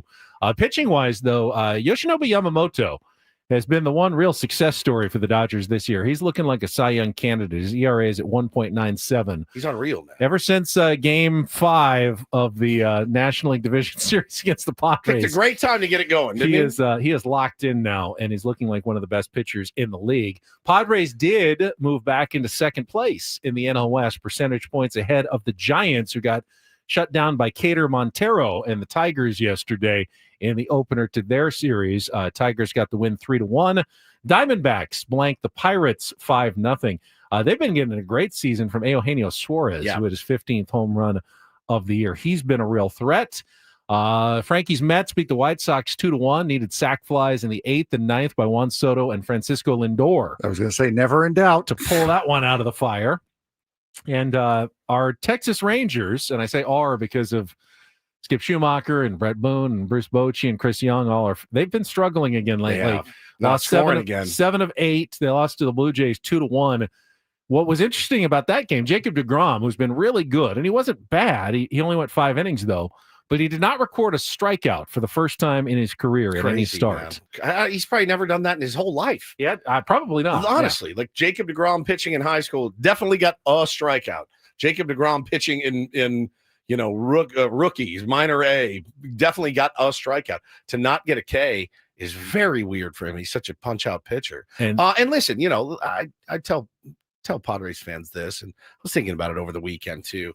You look back at the last 10 games, not great, 3-7 in the last 10, and you think, man, this team could have absolutely been buried if the Los Angeles Dodgers did what everybody expected them to do at the beginning of the season. Now, listen, they still may. Benny, they're getting a lot of guys coming back. They have made moves which I thought were pretty savvy. The getting rid of the Chris Taylors of the world and getting rid of the Austin Barneses of the world for the Dalton Rushings and the Hai-Sung Kims, and they're going younger. That being said, if you had asked a Dodger fan honestly, or a Padre fan honestly, after 54 games, what do you expect the division to be at? What would you have guessed? If I said, all right, Memorial Day, man, how many games out are the San Diego Padres? Would it have been more or less than 7? I was going to say like 5 or 6. Yeah, but 5 or 6. But right around there. Yeah. And the fact that the Padres are only 2 games out of the West, I mean, as bad as it seems, you have not been buried yet. They have not stepped on the throat. They still may. Very much so. They're getting a lot of guys back. I don't think bad is the right word. The Padres have not been bad.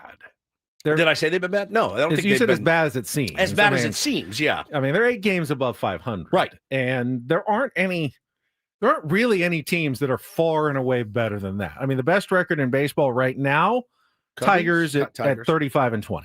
15 games above 500. Phillies are still looking good. Padres played the Tigers. They lost 2 of 3, but that was a very competitive series. Yeah. They could have won all 3 of those games. I mean, I don't see the Tigers as being heads and shoulders better than the Padres. I mean, they're as good right now. I mean, not the way they're playing the offense, but at their best, when we saw them early in the season, Padres are as good or better than any team in baseball. They have that in them to be, I think, a World Series contender. Now, they've got to play up to their potential. They need guys like Tatis and Arise and Merrill all hitting. And if they do, their pitching's been deep enough and good enough, they absolutely can win the World Series. Now, the Dodgers could get a lot better, as you're saying, as the season goes on. That would be my biggest concern. But I mean, you can't worry about who may come back for them. I mean, the Padres need to play well enough to get to the playoffs. If they do, and they lock it in, they could win the World Series this year. Sure. I don't even know that they're going to make the playoffs, but I can say I don't know if they're going to make the playoffs, but if they do, they've got the talent to potentially go all the way.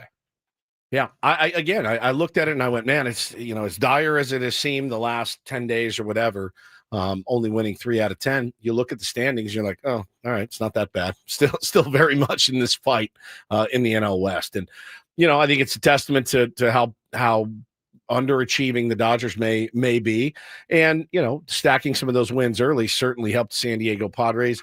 We told them to do it. They did it. And now you just got to figure out how to get guys back, get guys healthy. And the guys that are in the lineup, how do you get them to produce? It's the gazillion-dollar question. All right, final segment of the show will be reserved for our Linsider, Dennis Lynn. I'll talk a little more Padres baseball, get you caught up after the long weekend. That is next on San Diego's #1 sports station, 97.3 The Fan. First, Woods and I want to tell you about Trust and Will. If you did not do it before the holiday weekend, as we recommended, it's not too late because apparently you're still alive and you're still listening to us, so you did not wait too long to go to trustandwill.com and get your final affairs, your documents in order. The problem is you never know when it's going to be too late. Correct. So don't wait and just get it done. Yeah, we definitely put it off. I'm actually surprised by you. You're very your kids are older. You're very on top of things. Well, I didn't realize until we did this. I thought, well, I just don't have that much to give, and it's all just going to go to the kids anyway. Like, I don't have to worry about it. But no, you do. I realized you do actually. Yeah, you do. They don't just assume what you think is obvious. Correct. It's a whole process. It really is. It's called probate. Yeah, make sure you get the trust to avoid a probate. Keep your family out of those lengthy and expensive court processes. But make sure you go to trustandwill.com. Use the code FAN when you check out, FAN. You'll get 20% off and free shipping of your estate documents. Once again, trustandwill.com. Use FAN when you check out, and you'll be glad you did. It's trustandwill.com.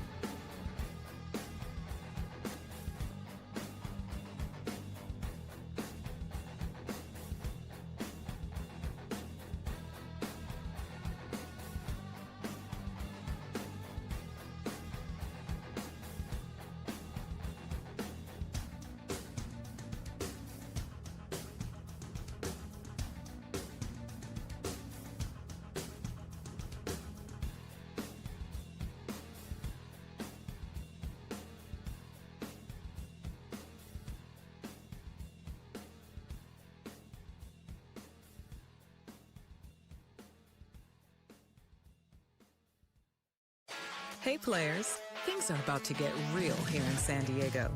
Introducing the all-new Hamul Casino Resort. With a 200-room hotel tower, exciting new eats and drinks, plenty of new places to play, and a luxe spa and salon. Hello, rooftop pool and deck. It's where players can play their hearts out and enjoy all the perks that come with it. It gets real this summer at the all-new Hamul Casino Resort, the players' place.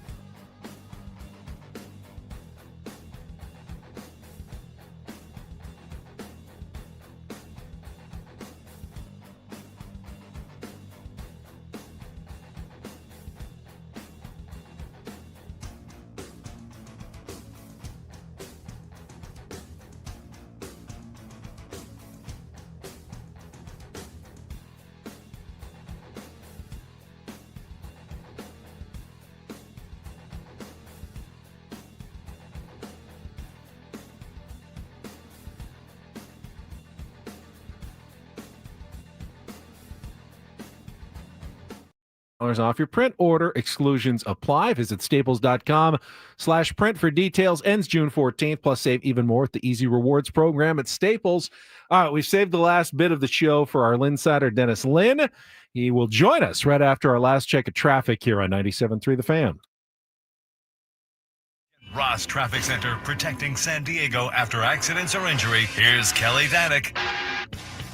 Not too bad of a wrap-up for our morning drive. Collision in the North County, East 78 near Broadway. It's over to the right shoulder. And in Lakeside, a surface street accident blocking lanes, intersection of Winter Gardens and Woodside. I'm Kelly Danick with Ben and Woods, San Diego's #1 sports station, 97.3 The Fan. And Frankie is queuing up the Open for Dennis. Here it is. Happy Monday, Padres fans. Tuesday. It's time to discuss the weekend that was for the Padres with our Ben and Woods Linsider, Dennis Lynn from The Athletic. Brought to you by the all-new Hamul Casino Resort, the players' place. Things are about to get real with the all-new Hamul Casino Resort. With gorgeous rooms and exciting new eats and drinks, it gets real this summer at Hamul Casino Resort, the players' place. Sorry about him, Frankie. He's a bit of a taskmaster when he gets going. It's all right. I just want to get to Dennis, who survived yet another bee invasion at Petco Park yesterday. Glad you made it through, Dennis. I'm glad all of you made it through. Yeah, I wasn't sure. We were there. We saw it. We escaped with barely escaped with our lives. It's good to see our beloved Dennis Lynn. He did not jump into the scrum with Jake Cronenworth like you did. We sat back and mocked all of you. Me, Dennis, and AJ Cassavell mocked all of you in there, just doing our job. Yeah, just mocking us, doing our job, huh? Being jackals, and what were you looking for on that pitch and all that stuff. Did not even ask Jake a question. Did you not? You just stood there? I just stood there. That's even worse, isn't it? There was no one else, and I needed something. But then Gavin Sheets came out, who was my real target, and then I had to sneak away from Jake so I could talk to my actual person I wanted to talk to, who was Gavin. Dennis, you know how that works. Yep. Well, I'd like to give both of you credit for just showing up. I mean, thank you. It was a national holiday, and you guys were working hard on an off day. So that's how we do it, guys. And I know didn't have a show yesterday, but still, you guys were at it. Thanks, D-Len. And it was very pleasant. Well, listen, when we were up in the broadcast booth saying hi to Jesse and Mud, looked down, saw you, Darvish, doing some throwing, and he walked back into the clubhouse. He was wearing his Ben and Woods shirt, which is always a trip to see. I don't think he has any idea who we are. I think it's just a really comfortable shirt, and it is. It's a very comfortable shirt. You can get yours if you Google Ben and Woods merch. You can find one. We'll have one for you, Dennis, soon. But with every day that passes, I just get a little bit more nervous that I don't know. It's going to be a while till we see you, Darvish. I haven't heard any reports on how the throwing session went yesterday. It looked to the naked eye like it went pretty well, but I think all of us are a little bit trepidatious about you, Darvish. Have you heard anything about his potential return that we haven't? I don't know that I've heard much more than you at this point, but I'm with you, Woodsy. At this point, he's going to be 39 this summer. He's obviously got a history of injuries. He's got a Tommy John surgery, a decade in his past. Just the fact that he had a rehab start about 10, 11 days ago and hasn't gotten off the mound since. That's always concerning. It was a positive sign, I guess, that he was playing catch yesterday, but it wasn't super aggressive catch. It was pretty light. So even if he is fine for now going forward, it's going to take him a while to ramp back up after the time off he's had. But yeah, just at that age and just given his injury history, I think there's you can't really bank on anything at this point. And I think the Padres, if you ask them honestly, they would take what they got last offseason. I know last season. The circumstances are different. Him coming off the restricted list, but he came back in August and then was pretty good down the stretch in September and pitched a couple of great games in the playoffs. So if they could get that at this point, I think honestly they would be pretty happy with that. Maybe of more immediate concern is the condition of Michael King. We did get a little more updates yesterday, but this isn't exactly a typical pitcher injury. It's at least from my understanding, Dennis. What's your thoughts here on what the Padres have told us and what you're kind of hearing about Michael King and the scapula knot or whatever he's got in his shoulder? Well, I don't think I have much understanding of it because, as you pointed out, Ben, yeah, it's an unusual injury, especially for a pitcher. I can't remember the last time I heard about a scapula injury sidelining somebody, but that's I guess literally the shoulder blade and the muscle around it. He woke up on it, I guess, Saturday before his scheduled start in Atlanta, feeling a knot in that area, and they try to work it out and get him throwing some plyo balls and just didn't feel comfortable enough to go. I guess you listen to them, they could have pushed him out there and just decided against it, but then the next day they put him on the IL. So obviously this is a more serious injury than initially believed. They're trying to figure out what exactly it is. We haven't been able to talk to Michael. He hasn't been available the last couple of days, but yeah, he's probably going to be out a little while as they try to figure this out. And they've got Kyle Hart coming up from AAA to start on Wednesday, and they're just going to have to piece it together for now because, yeah, the schedule's about to get really tough, as we've all seen. And it does make me wonder, Dennis, and again, not to disparage the opponents that are on the schedule this week, but if it did have to happen, this is a decent week for it to happen, taking on the Marlins and the Pirates, two teams with certainly tons of young talent, scrappy in their own ways. But I think, I do wonder if it does have to happen right now where you have to play mix and match. This is a fairly decent week to do it. I agree. And I actually think it's okay to disparage them just a little bit, maybe. They've got the lowest payroll in the league, the Marlins, that is. So, yeah, if you're looking at a soft landing or a soft re-landing for Kyle Hart, this would be the series to do it. And they've got the Pirates coming up, so I guess they could have done it then. But, this gives Nick Pivetta a little more time to recover after his last start and aligns him up to face the Dodgers the start after that. So, yeah, like we were talking about earlier, the schedule's about to get a lot tougher, but, they've really got to make hay this week against two teams who are kind of the dregs of the National League.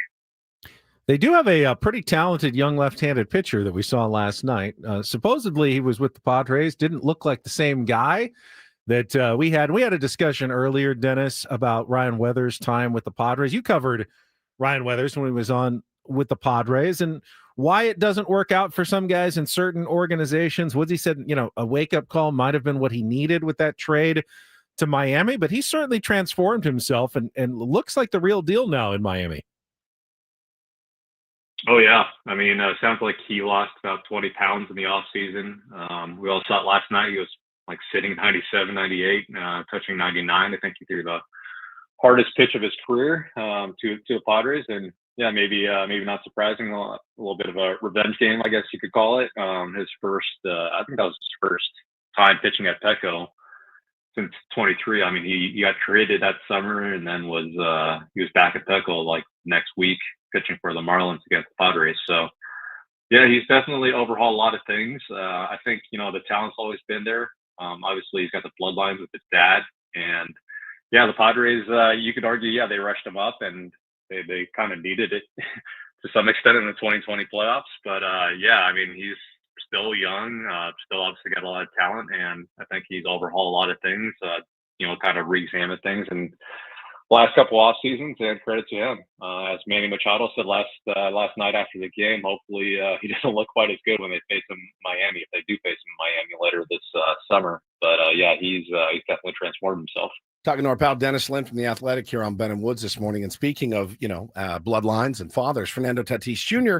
remains a concern of most of the Padres fans that I talk to on a daily basis, Dennis. I see on social media, everyone wondering what is wrong with Fernando Tatis Jr. Is it physical? Is it mental? I tend to think that it's probably a mental thing. Physically, he looks like the freak that he is, and still moving around really well in the outfield. The arm looks as electric as it always has, just seems a little bit lost at the plate. Have you, is he, I don't know. You saw it. I show up like twice a year down in the clubhouse. Does he talk to you guys? Would he sit down and address kind of what's going on, or is that just kind of not been his thing?